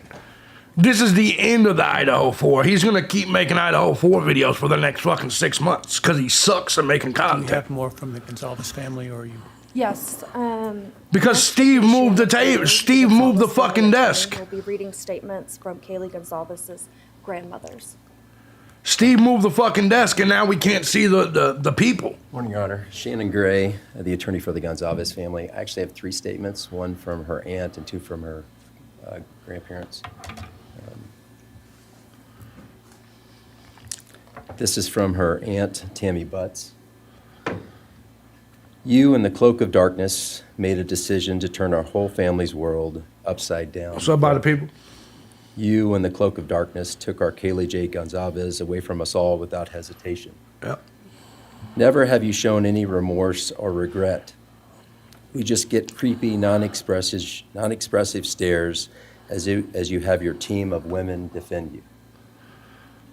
Haley was a strong, kind, fun-loving, caring person, and she will greatly be missed by all her family and friends for the rest of our lives.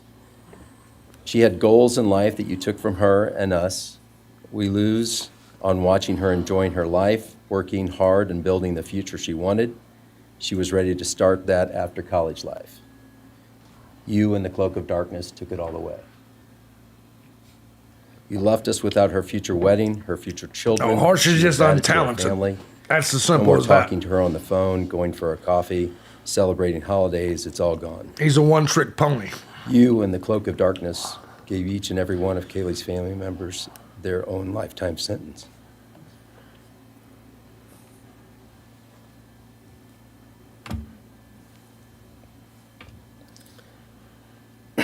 You, in the cloak of darkness, also took our Maddie Mae from all of us. She was so genuine, caring, polite. She was part of our family. You came in, harmed our children that were younger women than you in their own beds. You're nothing, you're a coward. It's not right that you have received life. I pray that you meet your end in the cloak of darkness, burn in hell. Exactly. I have 2 other statements, Your Honor. Exactly, Shattered.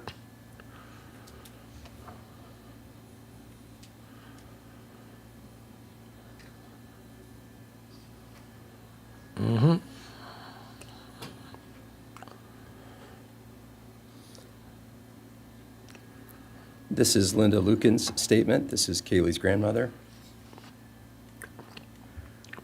I really don't know how to address something so inhumane, but I will try. Nothing in the past 2.5 years has made any sense. All I get is you cowardly went into a home at night, filled with what I'm sure you thought was all sleeping girls, and went on a vicious killing spree for no other reason but to appease your demonic urges. You took my granddaughter Kaylee Swap from hands us, with the judge. plus 3 other beautiful Yeah. lives. You took my granddaughter Kaylee, beautiful, sweet-souled, doll-faced Kaylee, who was getting ready to start her amazing life, who had such a bright future, who was loved by so many, who you were so envious of. She had a life you could never have. You are so beyond human. You're definitely a demon from hell. I truly wish your punishment would be the same death you inflicted on our kids. But I think you will meet some new friends in prison who will be there just to help you. Thumbs up.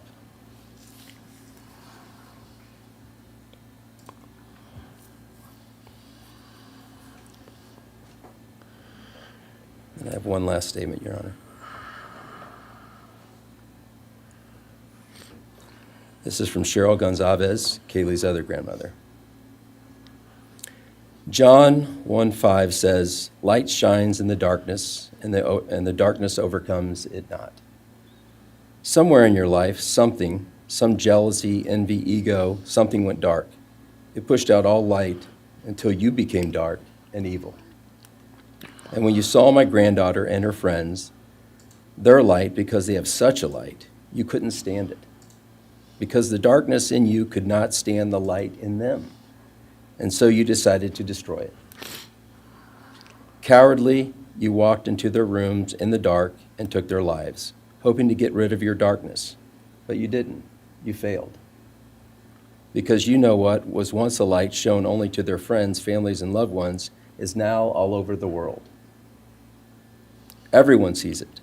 Their smile, their beauty, their plans, everything they were and had.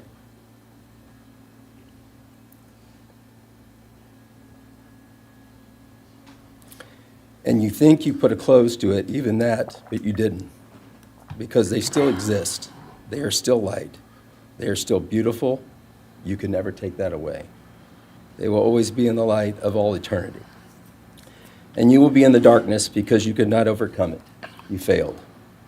I want you to be gone, more than gone. I want you to be cast out. Cast out from my life, from my family, from this earth. I will not allow your hatred to penetrate into my own soul. You did not get that power. You are evil, and in the end, evil is eradicated. You didn't take Kaylee's light, you spread it into the world. Thank you, Your Honor. Thank you. All right. Chill out in the comment section, man. So are you moving to a different family now? All right, why don't we take a 10-minute recess, all right? 10-minute recess. Oh, man.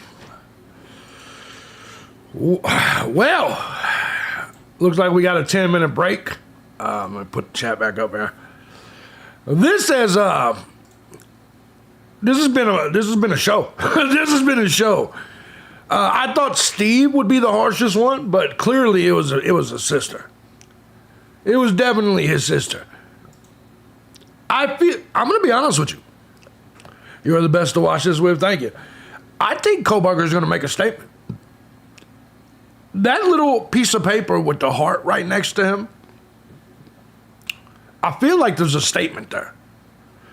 I don't feel like he's going to get insulted like this for this long and not say something back. Like, I couldn't do it. If I'm already going to prison anyway, like, Jimmy, you think he'd have to at this point? Yeah. I don't look, maybe it's just me and I have an ego and I have to fire back if someone's insulting me like that. It's tough not to, you know. It's a sorry statement, I'm sure. I don't know, man. I honestly don't know. And I think that Kaylee's sister delivered a victim statement for the ages. Oh, yeah. Yeah. He wants the last word. I think so. Going into this, I didn't think there was any chance at all that Kohberger made a statement. But now I see I've been looking at that piece of paper with the heart the entire time. I'm a little worried that because he got roasted, he would deliberately not say anything now. It's possible. Sister took him down way worse than, No, you know what? I thought Steve Gonsalves would have the most vicious statement. Not even close. Steve Gonsalves, where he fucked this whole thing up because he moved the table and now hopefully during this 10-minute break, they move the table back so we can see the victim statements, right? That's the big. I'm fucking pissed at Steve Gonsalves for fucking up the stream, for fucking up the shot of the victims. Cause we only got to see half of the sister, and all we're getting to see is like the front half of the victims now. So, man, I'm a little worried that because he got roasted. Yeah, I mean it is possible. He could just say, "Fuck it, I ain't telling you bitches shit now." He could say that. Yeah. Maybe note from his own family. I would imagine that his family had an opportunity to speak if they wanted to. Yeah, he might chicken out on saying anything. Maybe. You could still see the nails. Yeah. I don't know, man. Part of me feels like Kohberger. I have a lot more hope now that Kohberger will speak. But turning the face was a boss move. Yeah, it was. It was. But like I said, now it fucked up where nobody can see the rest of the victims. Hopefully they fix that, though. With this 10-minute break, they might fix it. So, here's why I think Kohberger has a written statement. You can see there's Ann Taylor, there's Kohberger, and then there's the other broad. All three of them have pieces of paper right there in front of them. Like Ann Taylor's got her notebook, the other lawyer has her notebook, and then Kohberger has that little whatever the fuck that is. You don't bring a just random piece of paper into the courtroom. That's not the way it works. You can't travel from jail to court with just paper unless it's something like that. Maybe Steve did it deliberately so they felt more comfortable giving it to him without the camera being on him. No, I don't think he was paying attention to like the camera that was streaming the court proceedings.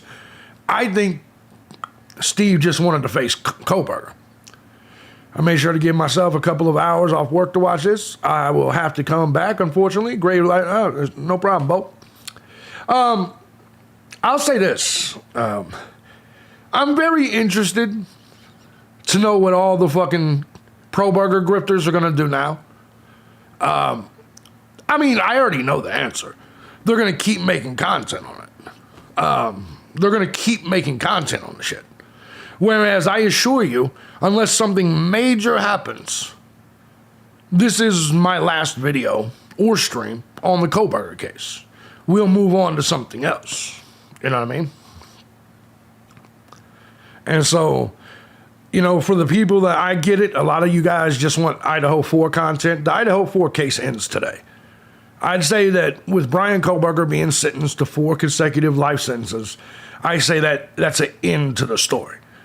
Don't get me wrong, they're going to keep... listen, the other creators are going to continue to follow with every document that gets released for the next year.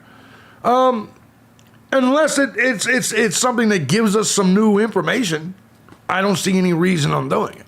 You know what I mean?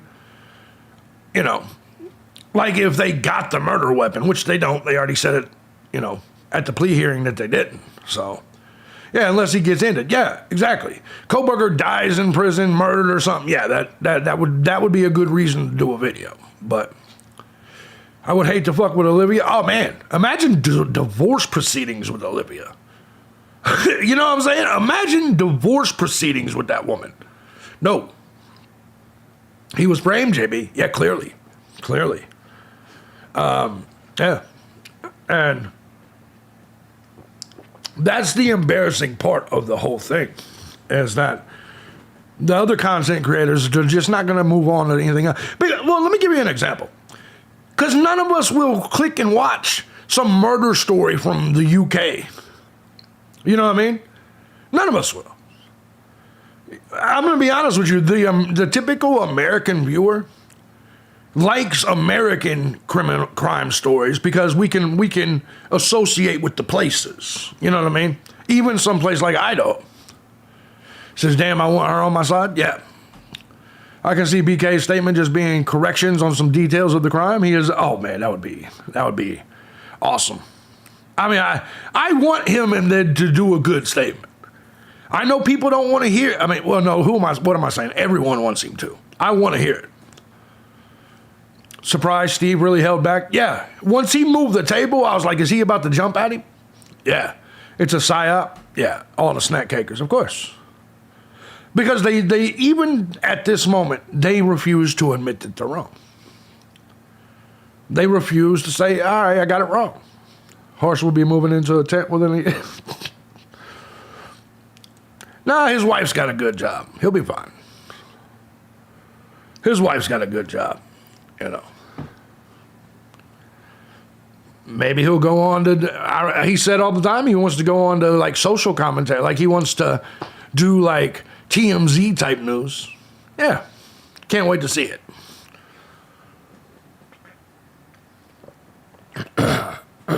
Now, Kohberger hasn't talked yet. This is the only case I've seen Harsh ever cover. It's because every other one, his views are only 10% of what he gets on Kohberger. And that's, to be fair, that's the way the true crime community is. The true crime community picks one case, and that's why, you know, would be great if he answers Olivia's questions. I think that would be good. Yeah. No, when it comes to a lot of these true crime people, man, I mean, I wish they would. Some of them dig so deep. Like, I wish they would do other news, right? Someone like Truth and Transparency does a lot of good work, like in terms of freedom of information, you know, requests, things like that. If they would just focus that on other shit now, I think they could do good content. Horse dragged out the Kylie Rodney story for months, almost a year. After that, was well and true. Yeah, the same thing will happen here. She did ask he'll maybe answer. Maybe. I think he has his written statement, and hopefully, if Kohberger wants to do the right thing, he'll explain the motive. He'll say where the murder weapon is. He'll do it all. But we're asking someone that slaughtered 4 people to do the right thing. You know what I mean? I don't think the right thing will be done. I think Kohberger will probably make a statement. It'll probably be an apology type, like Annie Elise. She does true crime stories, but a variety. I like Annie Elise. There's a reason Annie Elise blew up the way she did. You know what I mean? Because she's really good. Her content is really fucking good. Like, if I had to pick and tell you who's the best true crime creator on the platform, Annie Elise is the name I would give. It's not even to me, it's not even a question. We're asking the person who slaughtered 4 people to do the right thing. Wow, that's profound. Well, I mean, yeah, he might. Because clearly he has he doesn't have any remorse. You can see it in him. No human being could listen to the statements that's been made and not shed at least a little tear. Really. That chapter is brilliant. Yeah. Annie Elise works for law and crime court, crime TV, court TV. Yeah, but she didn't always. She got that because of how good her content was. You know. She got, and the thing about Annie Elise, she doesn't have to pump out Idaho 4 content every day. JLR is a solid true crimer too. He's gotten way better than he used to be. I respect JLR's grind, his hustle. Getting on the ground and going all these places. Granted, it takes money to do that. People forget that JLR just used to sue everybody on Earth. That's all he used to do when he was in prison. That's all he used to do, period. And then one lawsuit went through and it got him rich. And now he has the ability to do what he's done. He's turned his life around. I can respect that. I can respect that. Yeah, I'm right there with you, Texas. If BK is who they told us he is, he would definitely make a statement. I can't imagine him not being bothered by it. Yeah. I agree with you, Florencia. BK would only do the right thing if Ann Taylor told him it's the right thing to do. Ann Taylor looks like she is in complete regret. A lot of you I know said that Ann Taylor looks bored. I feel like Ann Taylor looks...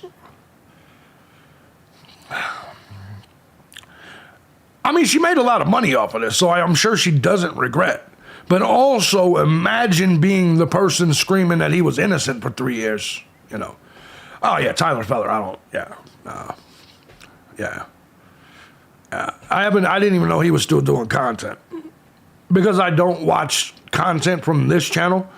You know what I mean? Like all the channels I've subscribed to are on another channel, and he's not one of them. So I don't even get it in. I don't even get people like Tyler Feller in my algorithm recommendations. Because, I don't typically watch true crime channels. That's not a thing. I see shame with Ann. I think, yeah.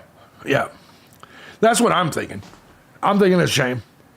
But, then again, I can't hold anything against Ann Taylor. She was just doing her job. I don't think it was a good job.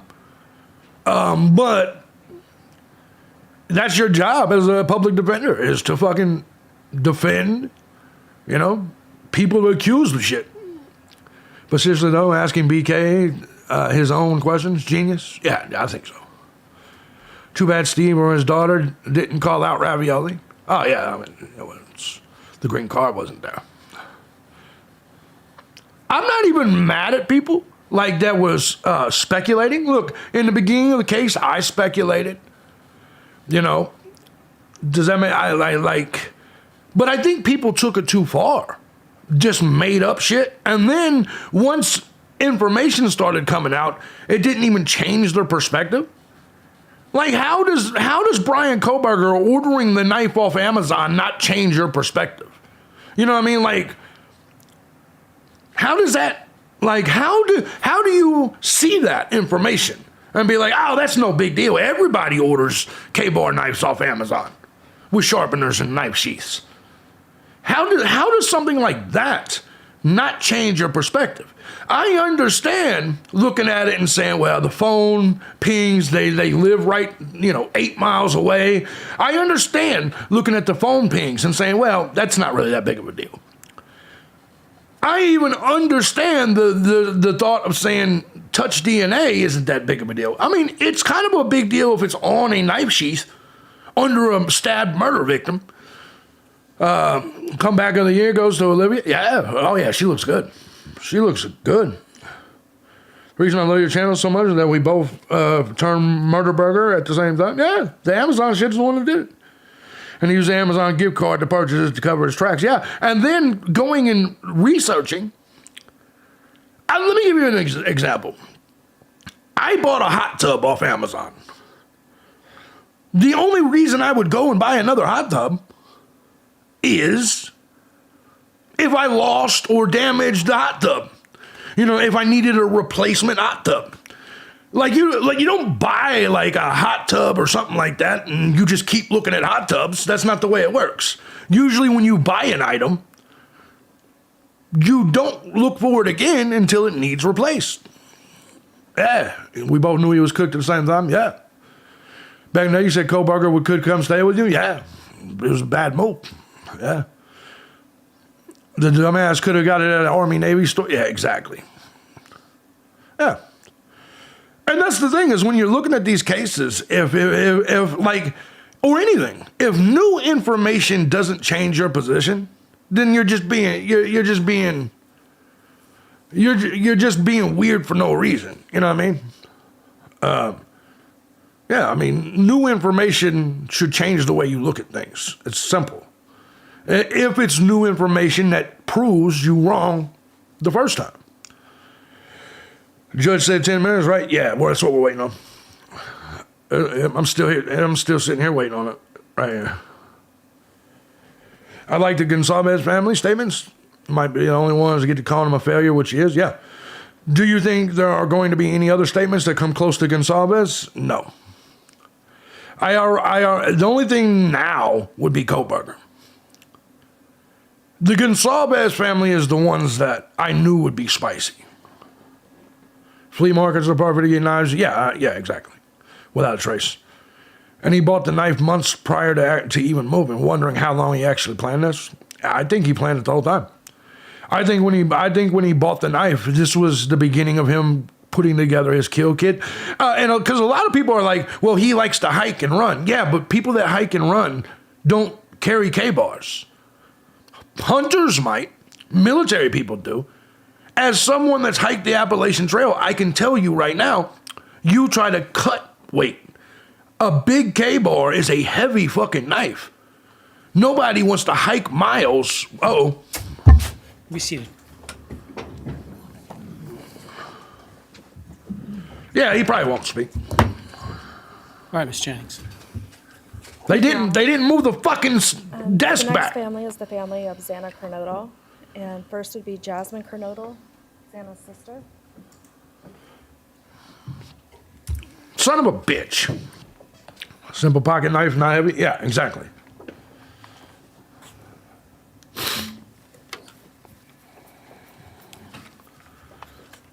Damn, she looks just like Xana.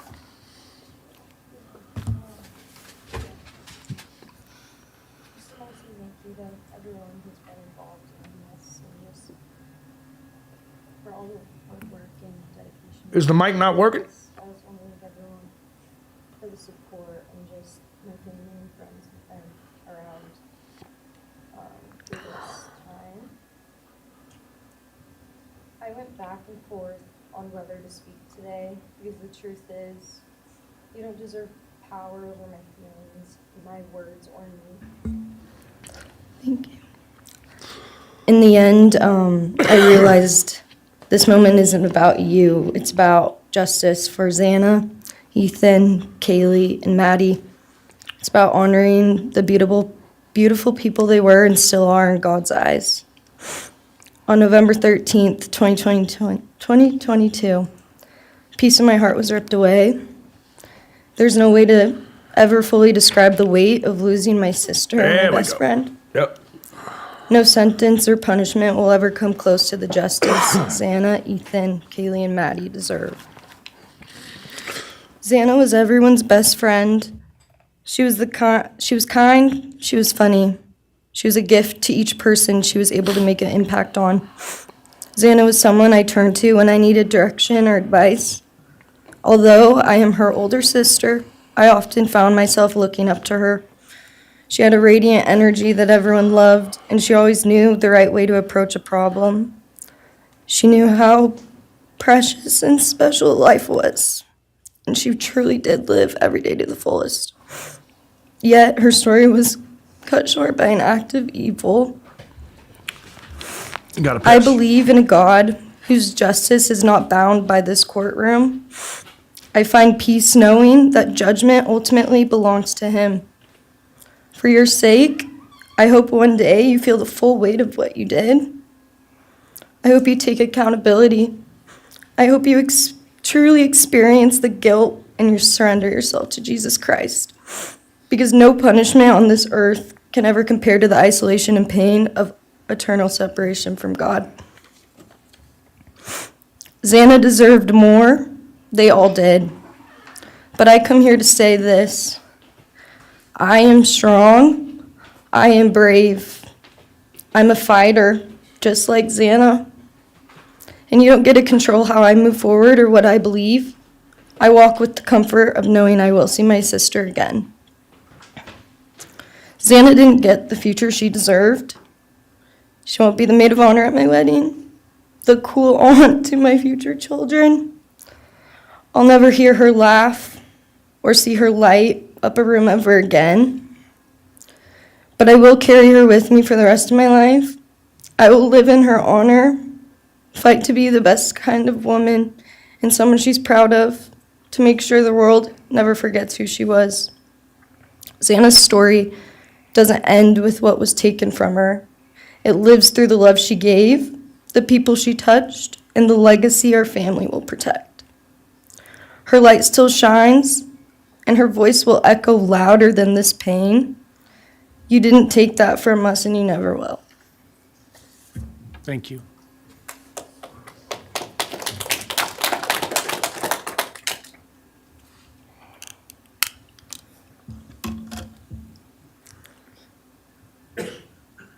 I just want to say before I start, I'm Xana's dad, Jeff Kernodle. It's been a hard road down, you know, because she's gone. And I want to thank everybody, other their families that's speaking so far, spoke about things. I agree with everything they have to say. It all comes back to a lot of the same things that I've had to deal with and we as a family have had to deal with. And that brings me, you know, basis of what I'm talking about a little bit is on my way up here, flying up here in the plane, and about halfway through the flight, this little girl is calling out for her dad. Hey, dad, and then in my mind, I was kind of half asleep. It's dark on the plane. I heard Xana calling out for me like she did, you know, back when she was little, 5 years old, and those times were hard. It was chaotic, but we always had something to work toward that was in a positive direction, compared to right now, which is necessarily not as positive as that for sure. And I know I miss Xana a lot. My life's been changed, and Xana had a great impact on me, and the impact was when she was gone. I realized how important she was, and what she really did for me, influenced me, was way beyond what I ever thought. She'd call me up on the weekends, check on me, see who's with me. She's like accountability to your youngest daughter. And that really made a big difference. It made me really think about things and what it's all about, you know? That's the things that I miss the most, is those calls on the weekends, the calls at 11 at night. What's going on? You want to meet my friend? You know, whoever she's with, a couple of her friends, I meet them, talk to them. And she always did that. And it's pretty cool. Pretty cool. I really miss that. And she made a big impact on me, on other people, her family. But the impact that she made is so extensive on what happened here. And it goes so far. People from everywhere in the world, you know, are following things, and Xana has made a difference in their lives. So, you know, countless people told me that. They might not even know her. They never knew anything about her. It's what they see, and they just love her and say how they wish she could have been their friend. You know, could have been their friend, could have hung out, and it's like, this is a blessing, you know. This is what the little kid was, and definitely was a big blessing in my life, and so is Jasmine, and basically, you know, we worked hard to do the things we did, you know, through the times they were growing up. And through those times, I realized that I wanted both of them to graduate college, and that'd be the ultimate thing for them to do to prepare for the world. Then oh shit, Xana didn't get to finish college. He had it all figured out. And this all just came back to me when I was there, and that little girl was on the plane doing that. It's like where I was going. That's what I want to know. Here for this right here. And then I just realized and thought to myself about the wonderful life that she had and we had together, and we, you know, I still get to have with Jasmine, but that's the part that really counted. It's the part that really counted, is those memories. And those are what I have left, the memories with her and the ones I can make with her and the life that I can go on with now, which is what she wants. And I say that in present tense because that's what she wants, because I've been told that, you know. I've had countless ways that she's out there and has a way to communicate, which I'm very grateful for.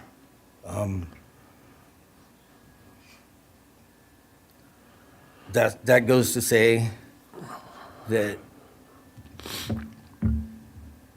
the impact of what happened to them, all the 4 kids, goes so much further than just not me, the parents, the families, the community. Yeah. It goes so far because Could be a statement, though, a lot of Angela. kids, you know, in the colleges, just for an example, they lock their doors now.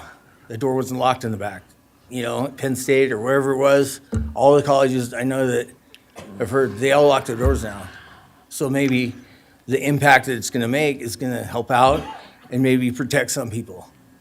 Having this outreach and having the influence of what these kids, what happened to these kids did, you know? All I know is I was 7 miles away when it happened, and she wasn't feeling that good. It was 11:30, and I almost went over to Susanna's to say, and I would have been sitting right there in that couch, and you had to deal with me. So they would have had a chance, and I regret that, and I regret not going. But the reason why I didn't is because Susanna said, "Don't be drinking and driving. You have to rent a car. Don't be drinking and driving." You know, the week before that, so she was she would have been mad at me to do that.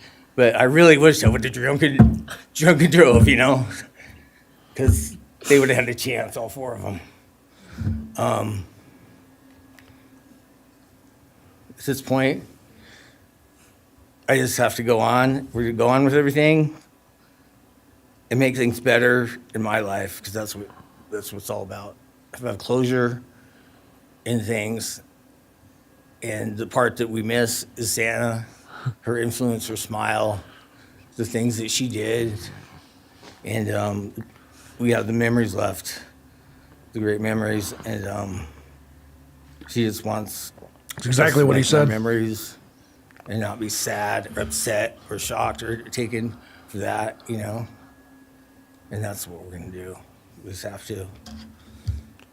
That's all I got. Thank you for your words and your courage. Bless your family. Imagine that guy if he had 5 minutes with Kohberger. Yeah, I'm impressed by him, too. Next, Kim Kernodle would like to address. Here's the truth, is that we're seeing how many lives were destroyed by this. None of the people we've heard from today will ever be the same again. And it's something that I think a lot of us didn't, well, let me just say me. I didn't really focus on that as I was covering this story. And I wish I had, right? I wish I had. I really wish I had. Thank you, Your Honor. My name is Kim Kernodle. I am Xana's aunt. I was very blessed to have her in my life, in our family. And I thought I had everything in my head, what I wanted to say, but it kind of went out. And I'm always looking for the positive thing. I hope so, Joey. Because evil, hate can destroy people. And that's what it started doing with our family. It created anger with our family members. And then I had to look, because Santa was everything that the media, her friends said. She was that fun, loving, high-spirited, beautiful person. And I no longer get to get my nails done with her, have lunch with her.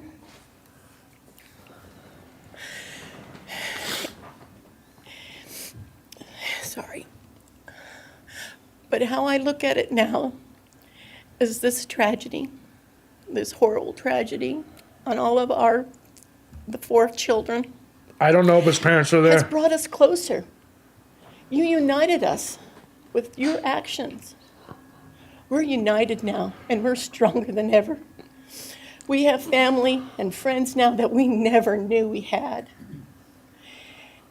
And, you know, this is probably going to bother everybody, but Bryan, I'm here today to tell you I have forgiven you.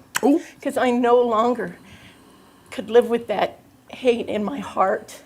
And for me to become a better person, I have forgiven you.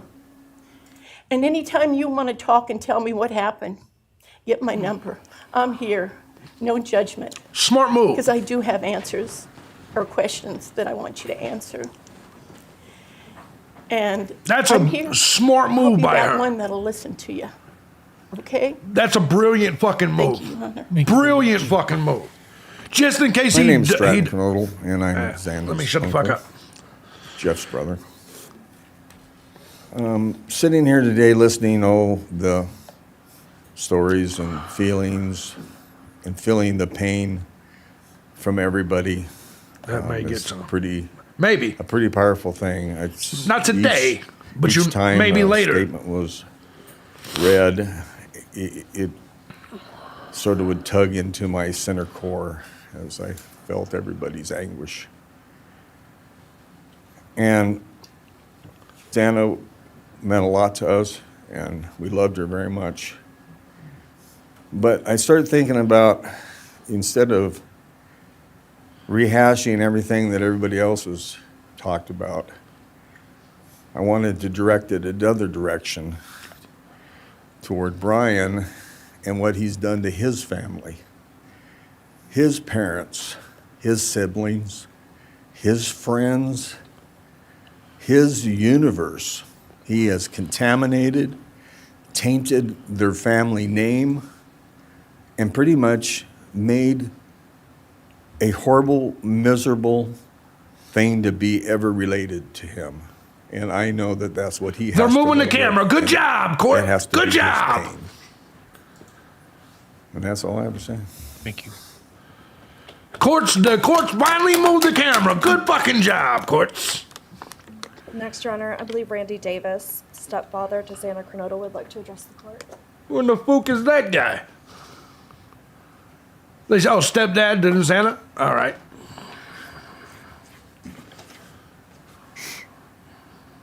Hi, my name's Randy, stepdad of Xana. I just feel the same way we all do. All of us are united because of something that happened. And I am grateful to know and have met some new family because of this awful event. But this is probably Yeah, the exactly, last time we're all Mickey. gonna be in the same room together. Let's be real. So I can say, I love you all, and I feel your pain. And just God bless us all, you know? Just get through it. I had stuff wrote up. It was probably best I didn't read it out. Probably get kicked out of here. About the So, cameras, yeah. Yeah. You know, I'll share one thing to you guys, not to you, with Xana. So I was working in North Dakota and came home. Exactly, Ben. Jazzy and Xana had taken our son Elijah and put him in a dress, makeup, and it was awful, you know. I was like, I don't know. She was funny. I told her she'd be in the movies and be somebody great one day like that. And now she is just above us as an angel with all the other beautiful kids. So let's hold that to our hearts, because this evil thing is not going to take nothing from us. You, man, I don't know what my limits are here, but I'm really struggling, dude.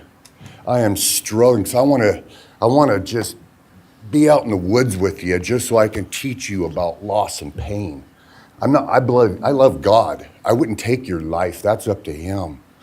But I guarantee you, you are weak. God, I would just give a moment, man, 5 minutes out in the woods. Oh, man. Ooh. You're going to go to hell I know people believe in other stuff. You're evil. There's no place for you in heaven. You took our children. You are gonna suffer, man. I'm shaking because I want to reach out to you, but I hope you feel my energy, okay? Go to hell. Not that. That's Xana's stepfather, Joey. Next is Kara Northington, Xana's mother. Uh-oh. Uh-oh. Yeah, Bryan don't care. He doesn't give a shit. Clearly.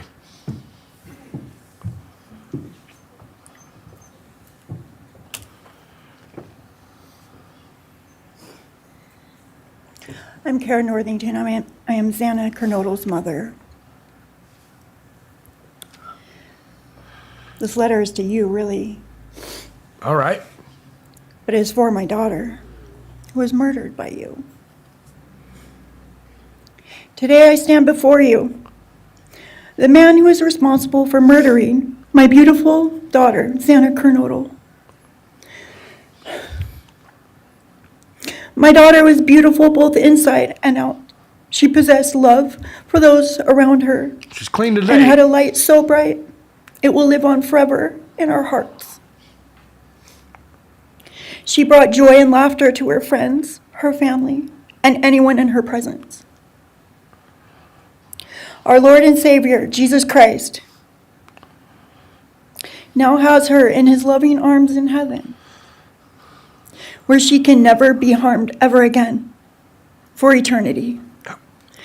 Because of her, I came to know my Lord and Savior, Jesus Christ. Because of her, many will come to Christ. It is Christ who lives in me that has given me the strength to forgive you. It was of no power of my own. In return, the Lord has filled me with joy, hope, and peace that surpasses all understanding. Exactly. Jesus has allowed me to forgive you for murdering my daughter without you even being sorry or asking for this. This is only possible because he who lives in me is greater than any evil in this world. She's clean. You're right. For God hath not given us the spirit of fear, but of power and of love and of a sound mind. I do not fear you or even let you rent space in my head anymore. This forgiveness has released me from any and all evil you have inflicted on me and my family. It has allowed me to let our Lord deal with you. You have accepted a deal that will prevent you from receiving the death penalty.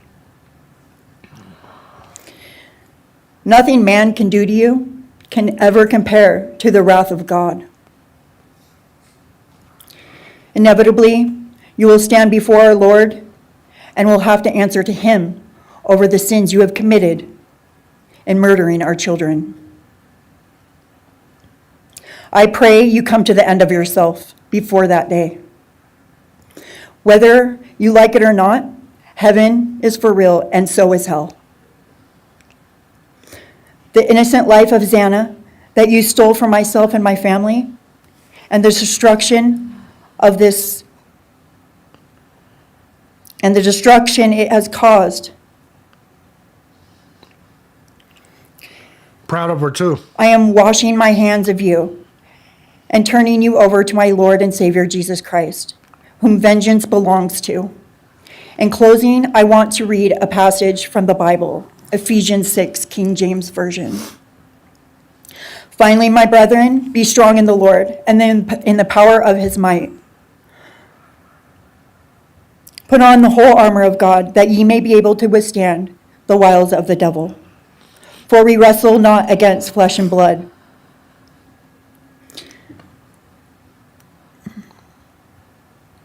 Good for her. For we wrestle not I'm glad against she got flesh her and blood, life but against principalities, against powers, against the rulers of the darkness of this world, against spiritual wickedness in high places. Wherefore, take unto you the whole armor of God, that ye may be able to withstand in the evil day, that ye may be able to stand in the evil day.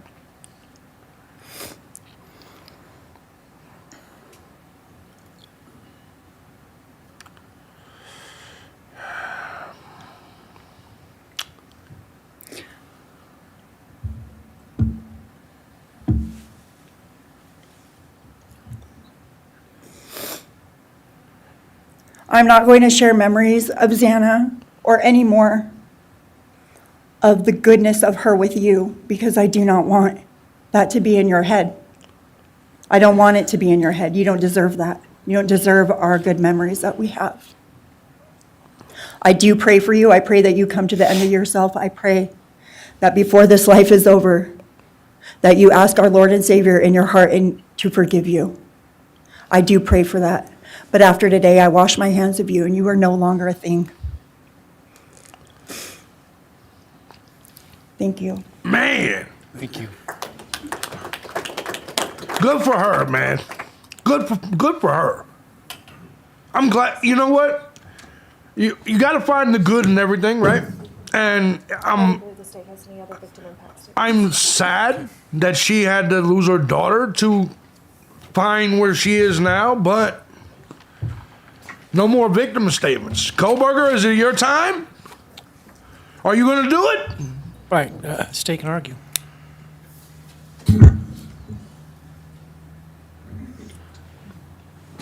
Okay. Thank you, Your Honor.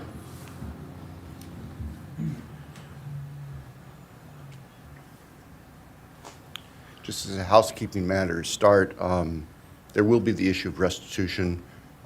That is, the documentation is being gathered. What? We asked the court would defer that for 30 days so we can present it in an orderly fashion and make sure it's comprehensive for everyone. Any objection to leaving restitution open in 60 days? Right. Thank you, Your Honor. Restitution.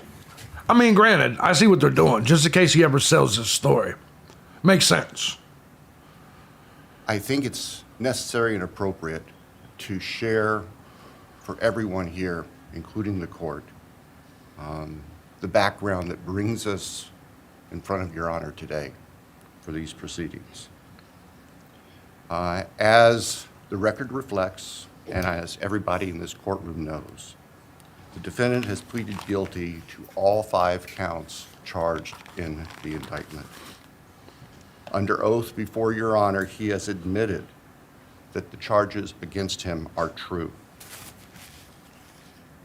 He has reassured the court that he has not been coerced or threatened to make those admissions.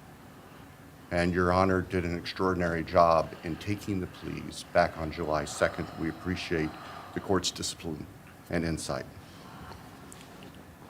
The defendant has also waived appeal on the multitude of rulings from this court and Your Honor's predecessor in Latah County on dozens, literally dozens of motions seeking to dismiss the case, seeking to control or limit evidence, seeking to offer evidence that would not be appropriate. And we appreciate the court's consistent rulings based on the law, based on the facts. As Your Honor will recall, on June 18th, it's just really not that long ago, we appeared before this court for arguments on what became the defendant's final motions to this court.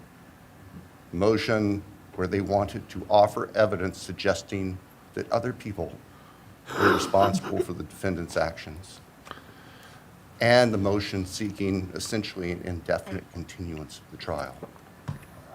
It was readily apparent to all of us in the courtroom from Your Honor's comments that those motions were not going to be granted. So we returned to Moscow and continued with what we had been working on for months in preparation for trial.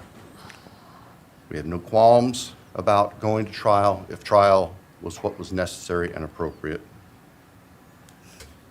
The following week, after we were in court, we were approached by the defense with an inquiry about a possible plea. And I can tell the court this is the first suggestion ever that there was any consideration, because indeed, the defense had maintained from the beginning that Mr. Kohberger, the defendant, was factually innocent. So they went to the prosecution, hey, It's clear we want to plea the out. reality of the evidence and the case that had been investigated and prepared and that we were ready to present in court became a reality. Our reaction, among other things, was to reach out to all the families. And in fact, later that week, on Thursday and Friday of that last week of June, we met with representatives by teams, virtual meetings, with representatives of all the families. And we talked about the status of the case and the upcoming trial and things that related to the trial. And we also let them know that there had been an inquiry about whether there might be an offer for a plea. And we asked the family members for their thoughts and feelings. And they were candid. And they have been candid since, and we respect that. And we understand, recognize, and acknowledge that there was a difference of opinion among representatives of the different families. We understand that. One of the challenges of this case, one of the unique things about this case is we have multiple victims, each unique unto themselves, their families and friends unique unto themselves, and all of them entitled to their opinions, all of them entitled to their thoughts. Over the following weekend, our prosecution team, very skilled attorneys who were personally as well as professionally deeply invested in this case, met. And we talked, and the decision was reached, well, to start with, were there to be any sort of plea offer or discussion, there's only one possibility. And that would be for the defendant to plead guilty straight up to all charges. There would be no bargaining about counts. There would be no bargaining about reduced sentences. And so we made the proposal to the defense that if the defendant was willing to plead guilty up front to all 5 counts as charged and waive appeal of the court's myriad decisions during the past 2.5+ years on all these motions that would have consumed years, if not decades, of time in the future. By the end of the weekend, we were notified the defendant was prepared to plead guilty as charged and factually acknowledge his responsibility in court for these horrible crimes. Obviously, those discussions and negotiations were confidential. And as Your Honor noted, I believe, that was necessarily so, because if the defendant had decided not to plead guilty, it would have been devastating to our jury pool for there to be public information that there had been consideration by either party to a plea resolution. And protecting the prospective integrity of the trial after so many years was paramount. So, the end of the weekend came. We notified the victims' families of what had occurred. I recognize and acknowledge personally, and I respect the fact that of these fine, suffering people here, not everybody agreed with the decision we make. I accept that. It's my responsibility at the end. I recognize that that's the duty of the office that I hold. He did what he had to do, to be honest, man. So now, it is time for the judicial system to impose final judgment and close the door on this chapter of these tragedies. As the court is aware, by the agreement of the parties, it is the state's prayer. Perhaps have the Elmo police turned on.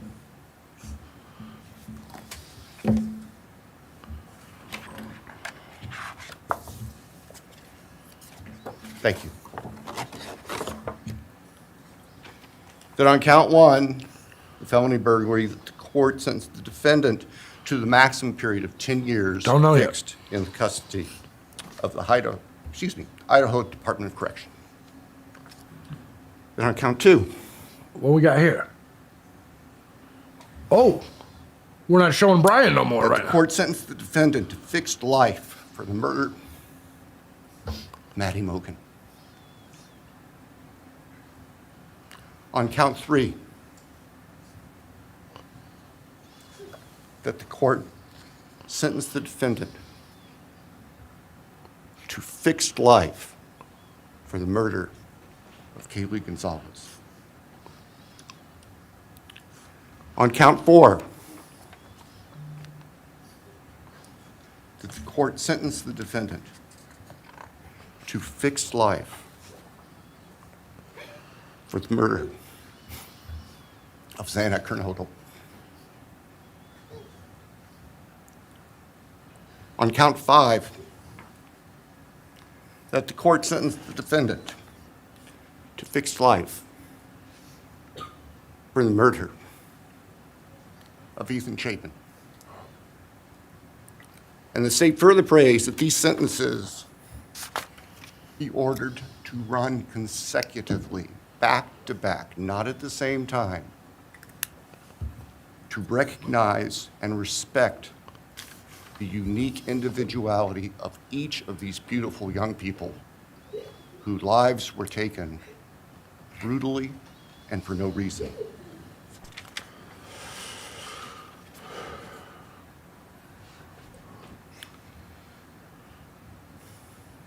Kohberger looks pissed. And hopefully now, as we have heard earlier this morning, it is time to afford the families and the friends and the community and the state of Idaho and the nation and the world to move forward. We can't undo, and we can never undo, the horror of what occurred on the early morning hours of November 13th, 2022 at 1122 King Street in Moscow, Idaho. For a long time, the presiding district judge in Latah County was John Stegner, who eventually became a member and a justice of the Idaho Supreme Court. And Justice Stegner often observed that even God cannot change the past. But everyone in this room has the ability to take themselves We don't know forward. that yet. Defense hasn't had a We chance to want respond. the judicial system to afford them the opportunity today to do that. They'll give defense a chance to respond to all this after From this. today forward, our memories should be focused on these innocent victims whose lives were taken, on their families, on their friends, on the community. The court has heard discussion, talk today, reminiscences today about a special family that our victims shared. I mean, there ain't nothing Not that can be just their done, natural, but yeah, legal and biological families. they'll be able Not to just their respond. University family. Once- I'll be their back. Sororities, for example.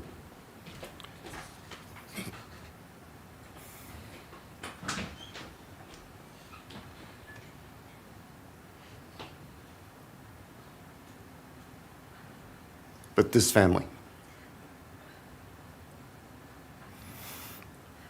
This is the picture taken on November 12th, 2022, of the special family of 1122 King Road. And you can see all 6 of these dynamic, vibrant, loving, special, innocent faces taken together just across the street from their residence. And barely 12 hours before 4 of them would be brutally murdered in their sleep. They've been described consistently as being bright, caring, vivacious, with futures we can only imagine now. But they were, and they remain, a special family that I think we should all recognize and appreciate. So it's time to move forward. There have been a number of statements directed specifically at the defendant today. I have one last thought. After Your Honor imposes judgment and sentences the defendant to spend the rest of his life in prison, in other words, sentence the defendant to die in prison, he's going to stand up in the belly chains and leg irons that he's wearing today. And he's going to be escorted into the custody of the Idaho Department of Correction. And the door will close behind him forever. That is the closure that we seek, that all of these people, these loving friends and family deserve, so that we can move forward. Thank you, Your Honor. Thank you.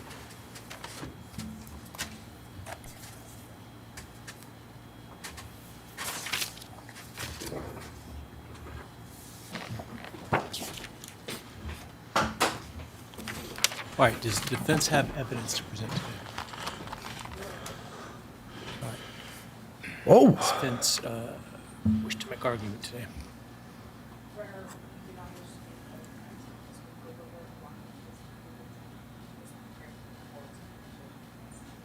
All right, Mr. Kohberger, you have an opportunity to make a statement if you wish to. Come on, come on! Motherfucker! Motherfucker!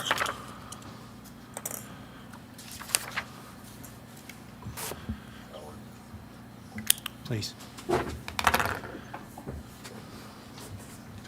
right, let me start this morning. Goddamn coward.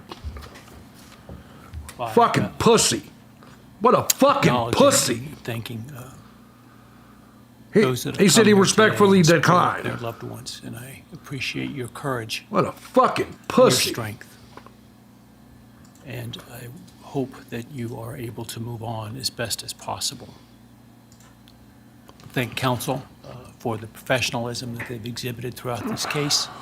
It's been my great honor to preside in this case and to help bring, to the extent possible, some resolution and hopefully justice to this case.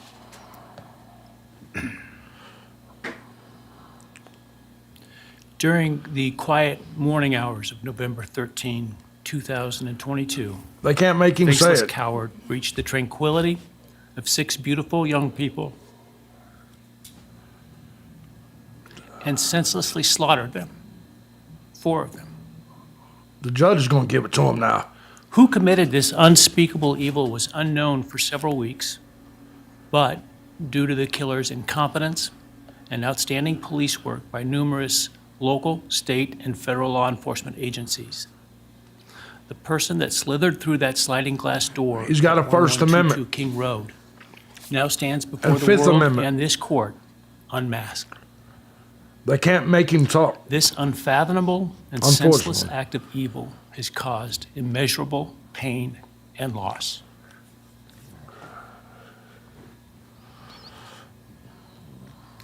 No parent should ever have to bury their child.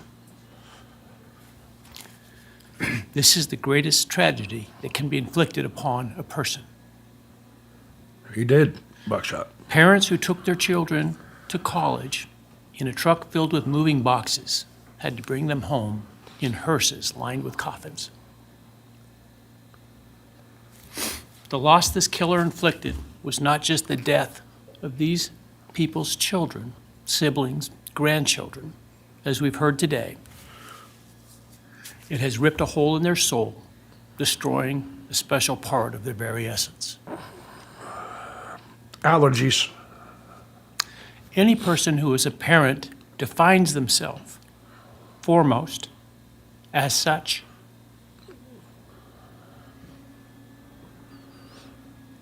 It is their existence and purpose of being. And it has been stolen from these parents.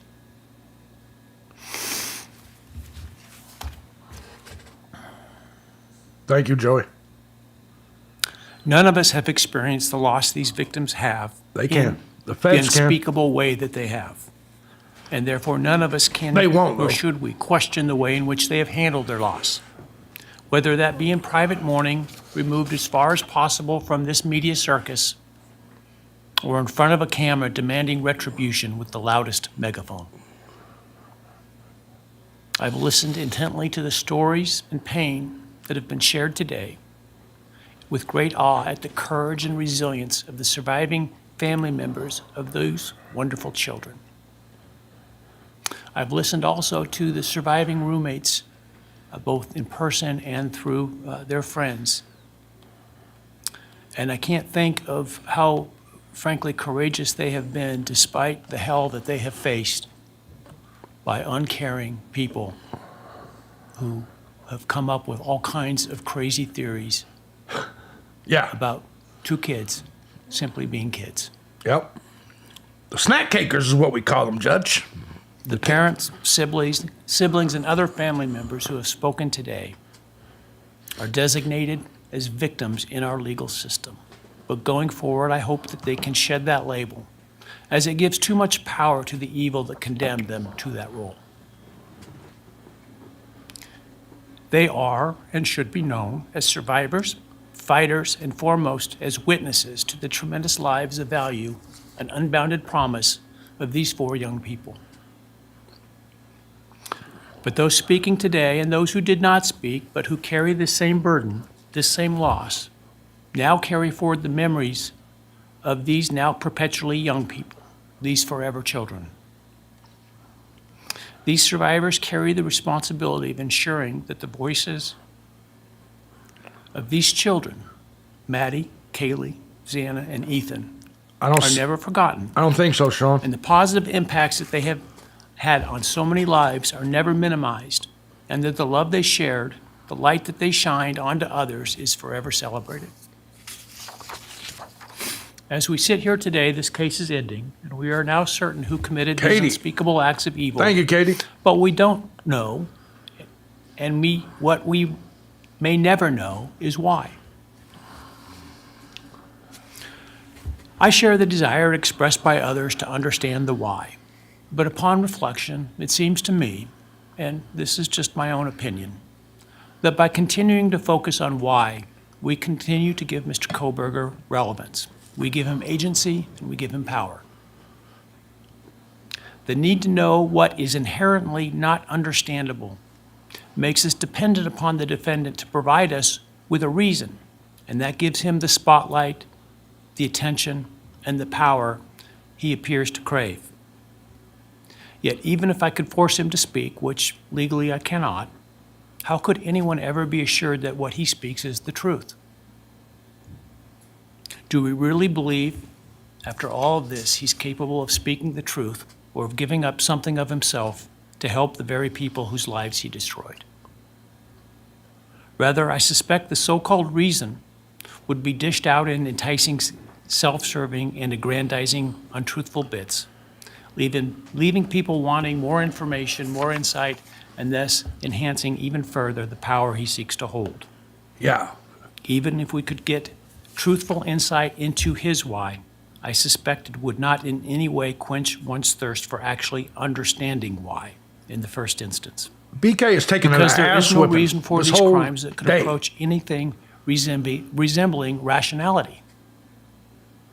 No conceivable reason could make any sense. And in the end, the more we struggle to seek explanation for the unexplainable, the more we try to extract a reason, the more power and control we give to him. In my view, the time has now come to end Mr. Kohberger's 15 minutes of fame. It's time that he be consigned to the ignominy and isolation of perpetual incarceration.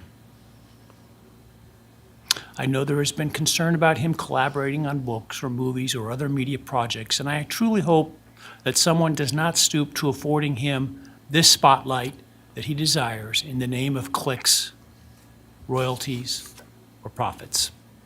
Man! Well, criminal behavioralists should study him away from the spotlight in an attempt to prevent other would-be killers from acting on their worst impulses.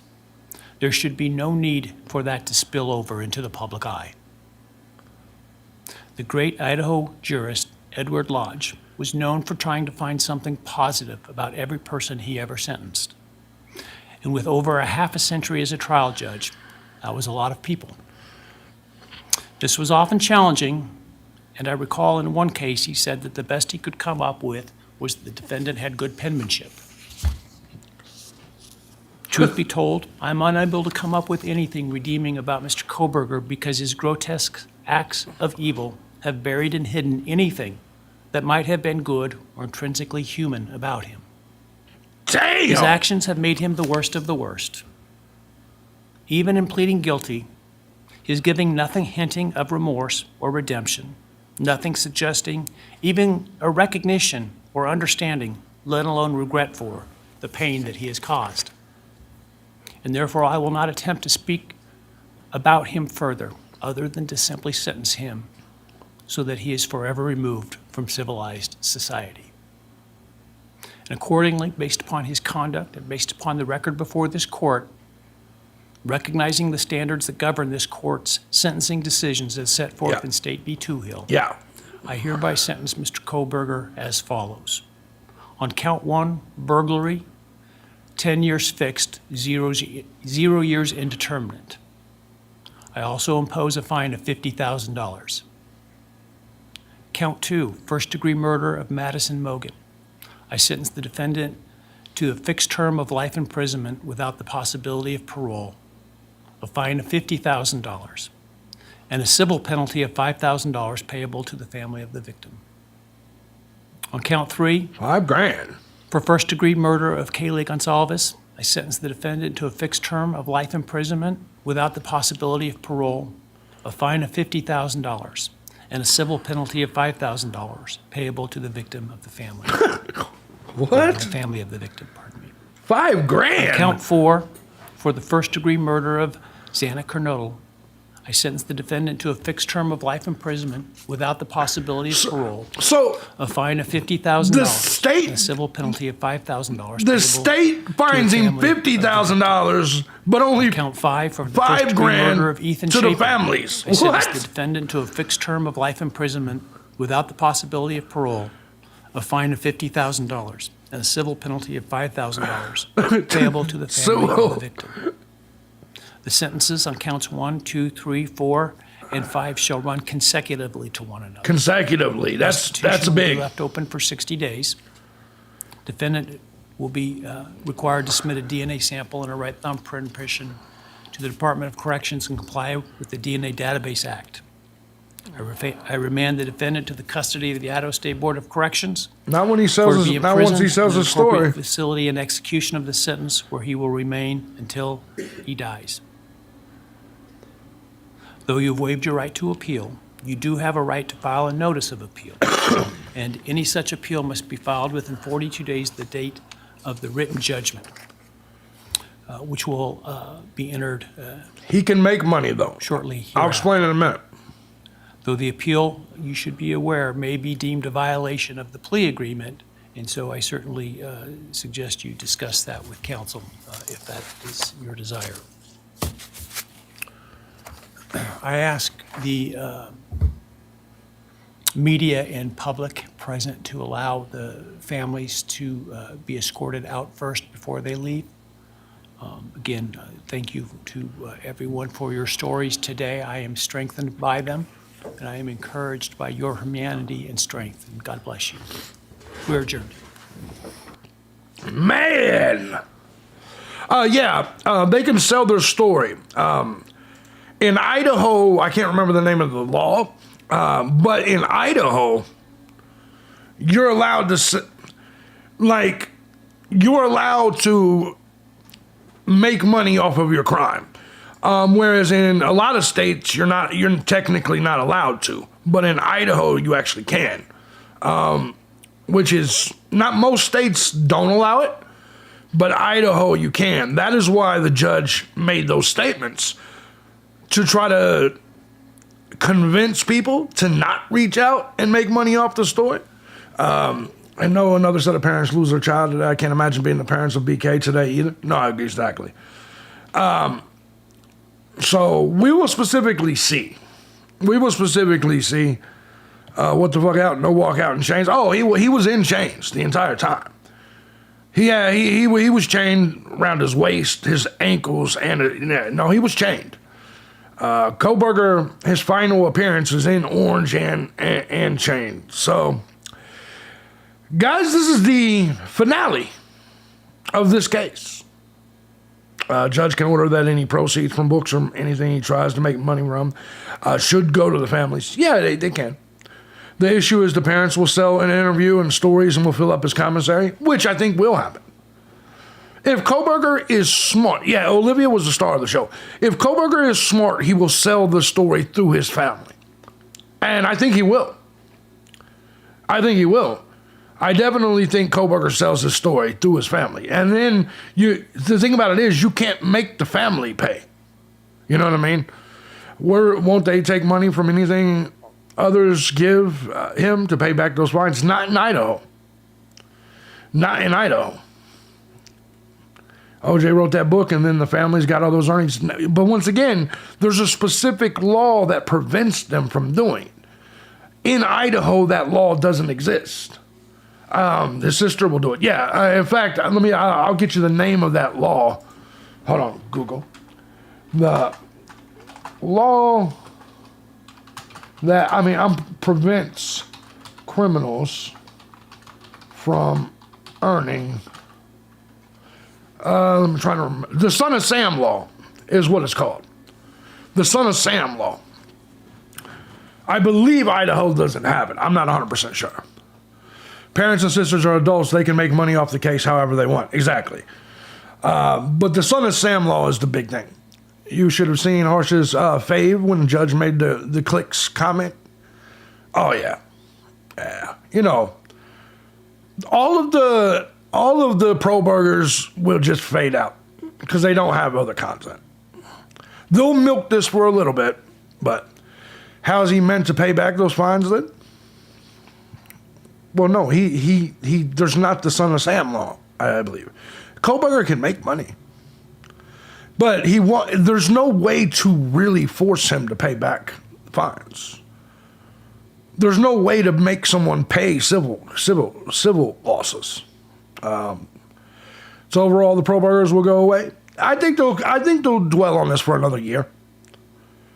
I think they'll continue to try to milk the content for another year until there's nothing to milk. Because you got to remember the gag order. Thank you, Deacon. The gag order's been released, so what they'll do is they'll wait till every little piece of information gets leaked, and then they'll make fucking 5 videos about that little piece of information. You know what I mean? So you got to remember, over the next 6 months to a year, he said Bryan will be free when the oil runs out.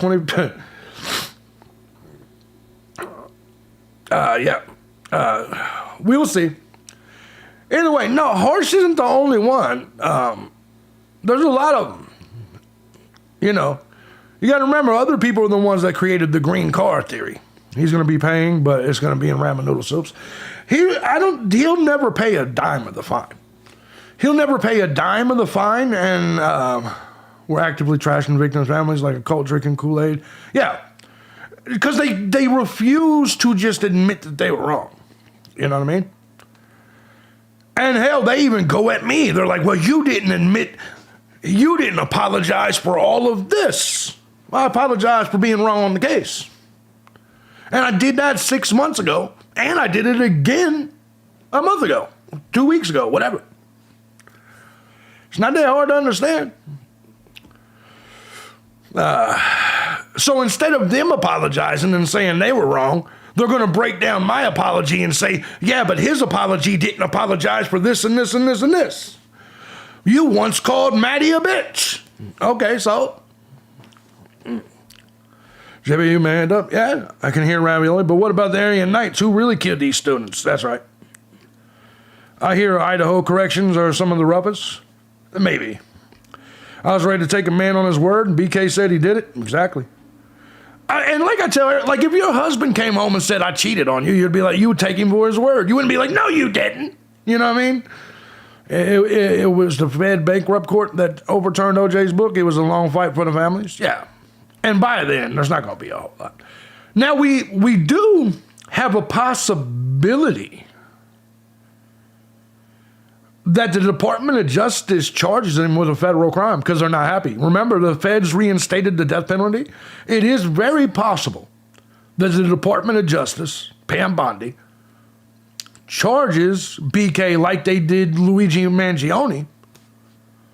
I think it's very, very, very, very possible that occurs. In reality, I hope this just goes away, you know? Because if the fucking feds charge him, then we're going to deal with another fucking 2-3 years of this same bullshit. And I don't want the feds to charge him. Just let him go. He's got 4 consecutive life sentences. Let him go. Let him go. And by the way, a lot of people believe there's going to be some sort of prison justice. Nah, man. People in the joint don't really care. There might be someone to try to kill him for the notoriety, but people are like, the people that are like people in prison will kill him because he killed kids. He didn't kill kids, he killed adults. And you know what I mean? The whole belief in prison justice isn't quite what people make it out to be. You got to remember, the other people in prison aren't good people either. So if the feds charge him, do you think a good defense attorney will jump on it? Yeah. No, probably Ann Taylor will, again. He'll probably stick with her. He won't be in protective custody for the entirety of his life, Traper. That's, you know, you're looking at probably 50, 60 years. You know what I mean? He'll enter gen population. You can't put every killer in protective custody forever. You know what I mean? Or protective, you know, or there wouldn't be any more protective custody. You know, he'll eventually hit general population. It may be a minute. They may wait for shit to die down in the media. How old is BK? I think he's 32 now. No, he was 28 when the shit all started. So he's 31, I think, now. Why would it even matter with his sentence today? Why would anyone charges that didn't matter? Well, because the Fed still, you know, trumps, so to speak, state. But I don't think anything will matter. I honestly think it's a done deal. I think he's going to go. I found it ironic that the Gonsalves wanted someone to take BK out by someone who more than likely took someone else's daughter out. Yeah. I personally think this is the end. I don't think we'll hear much more about this except for because you got to remember, the judge stated that majority of the redacted shit in the documents will stay redacted. The release of the gag order just allows people to talk about it. Watch the News Nation thing that came out today. They went through the jail and talked to the officers. Yeah, I saw some. That's what we started today out, was watching Brian Ensign while we were waiting on the case to come. Well, ladies and gentlemen, this is the closing. I'm not going to report on every little piece of news that trickles out about Bryan Kohberger. I'm not going to milk this thing. So we'll find a different case. We'll do something different. I'll let the rest of the cakers choke on this shit for a while. But this is the season finale of the Bryan Kohberger Idaho 4 murders. I will not be milking this and grifting off of this. Best part is they're going to put him in a dog kennel in the common room for a while. That's funny. They're supposed to have some kind of interview here afterwards. Look it up. BK is 30. Do some research. Yeah, he's 30, 31. Who cares? Either way, he'll have 50, 60 years in prison, I would imagine. He seems like he's in good shape, healthy. I think he'll have 50, 60 years unless somebody takes him out. You know. All right, guys. I love y'all. I'm going to get up out of here. This is the closure, the end. Bryan Kohberger's sentence. JB, the stabbing at the high school track meet here in Texas. Oh, yeah. Well, I've covered the Carmelo Anthony thing for quite some time. My YouTube feed is nothing but BK forever. Yeah. Yeah, I'm done with it, personally. The Carmelo Anthony thing is interesting, but I don't feel like that trial will be aired when it eventually happens. It depends. Much love to you, Katie. But yes, this is the end. So I will come back when there's another case. If not, I'll be over on my news page, my news channel, and gaming channel, wrestling channel, all that shit. But I will continue here. We just got to get another case. BK did take out Ethan and others with a shank. Yeah, he only showed emotion when Maddie's dad spoke on overcoming addiction. Yeah. Appreciate you guys. Quite the journey it was watching with you these years on this one. Yeah. Yeah, it's crazy to see the book close, but there's always another book. Just remember, I know the grifters will do what it takes to maintain your attention and ultimately your revenue. And do yourself a favor. Close this chapter like the rest of the families are, the judge just did, and I'm going to do. You know what I mean? I still see people talking about shit, you know, about cases that, you know what I mean? The Delphi case is closed. The Idaho 4 case is closed. Let's give the attention to another situation, right? So we'll find it, though. Good luck with the allergies. Yeah, man, it's just, as I get older, I'm finding allergies I never knew I had. And they won't stop. But anyways, I love you guys, and I will see you in the next story.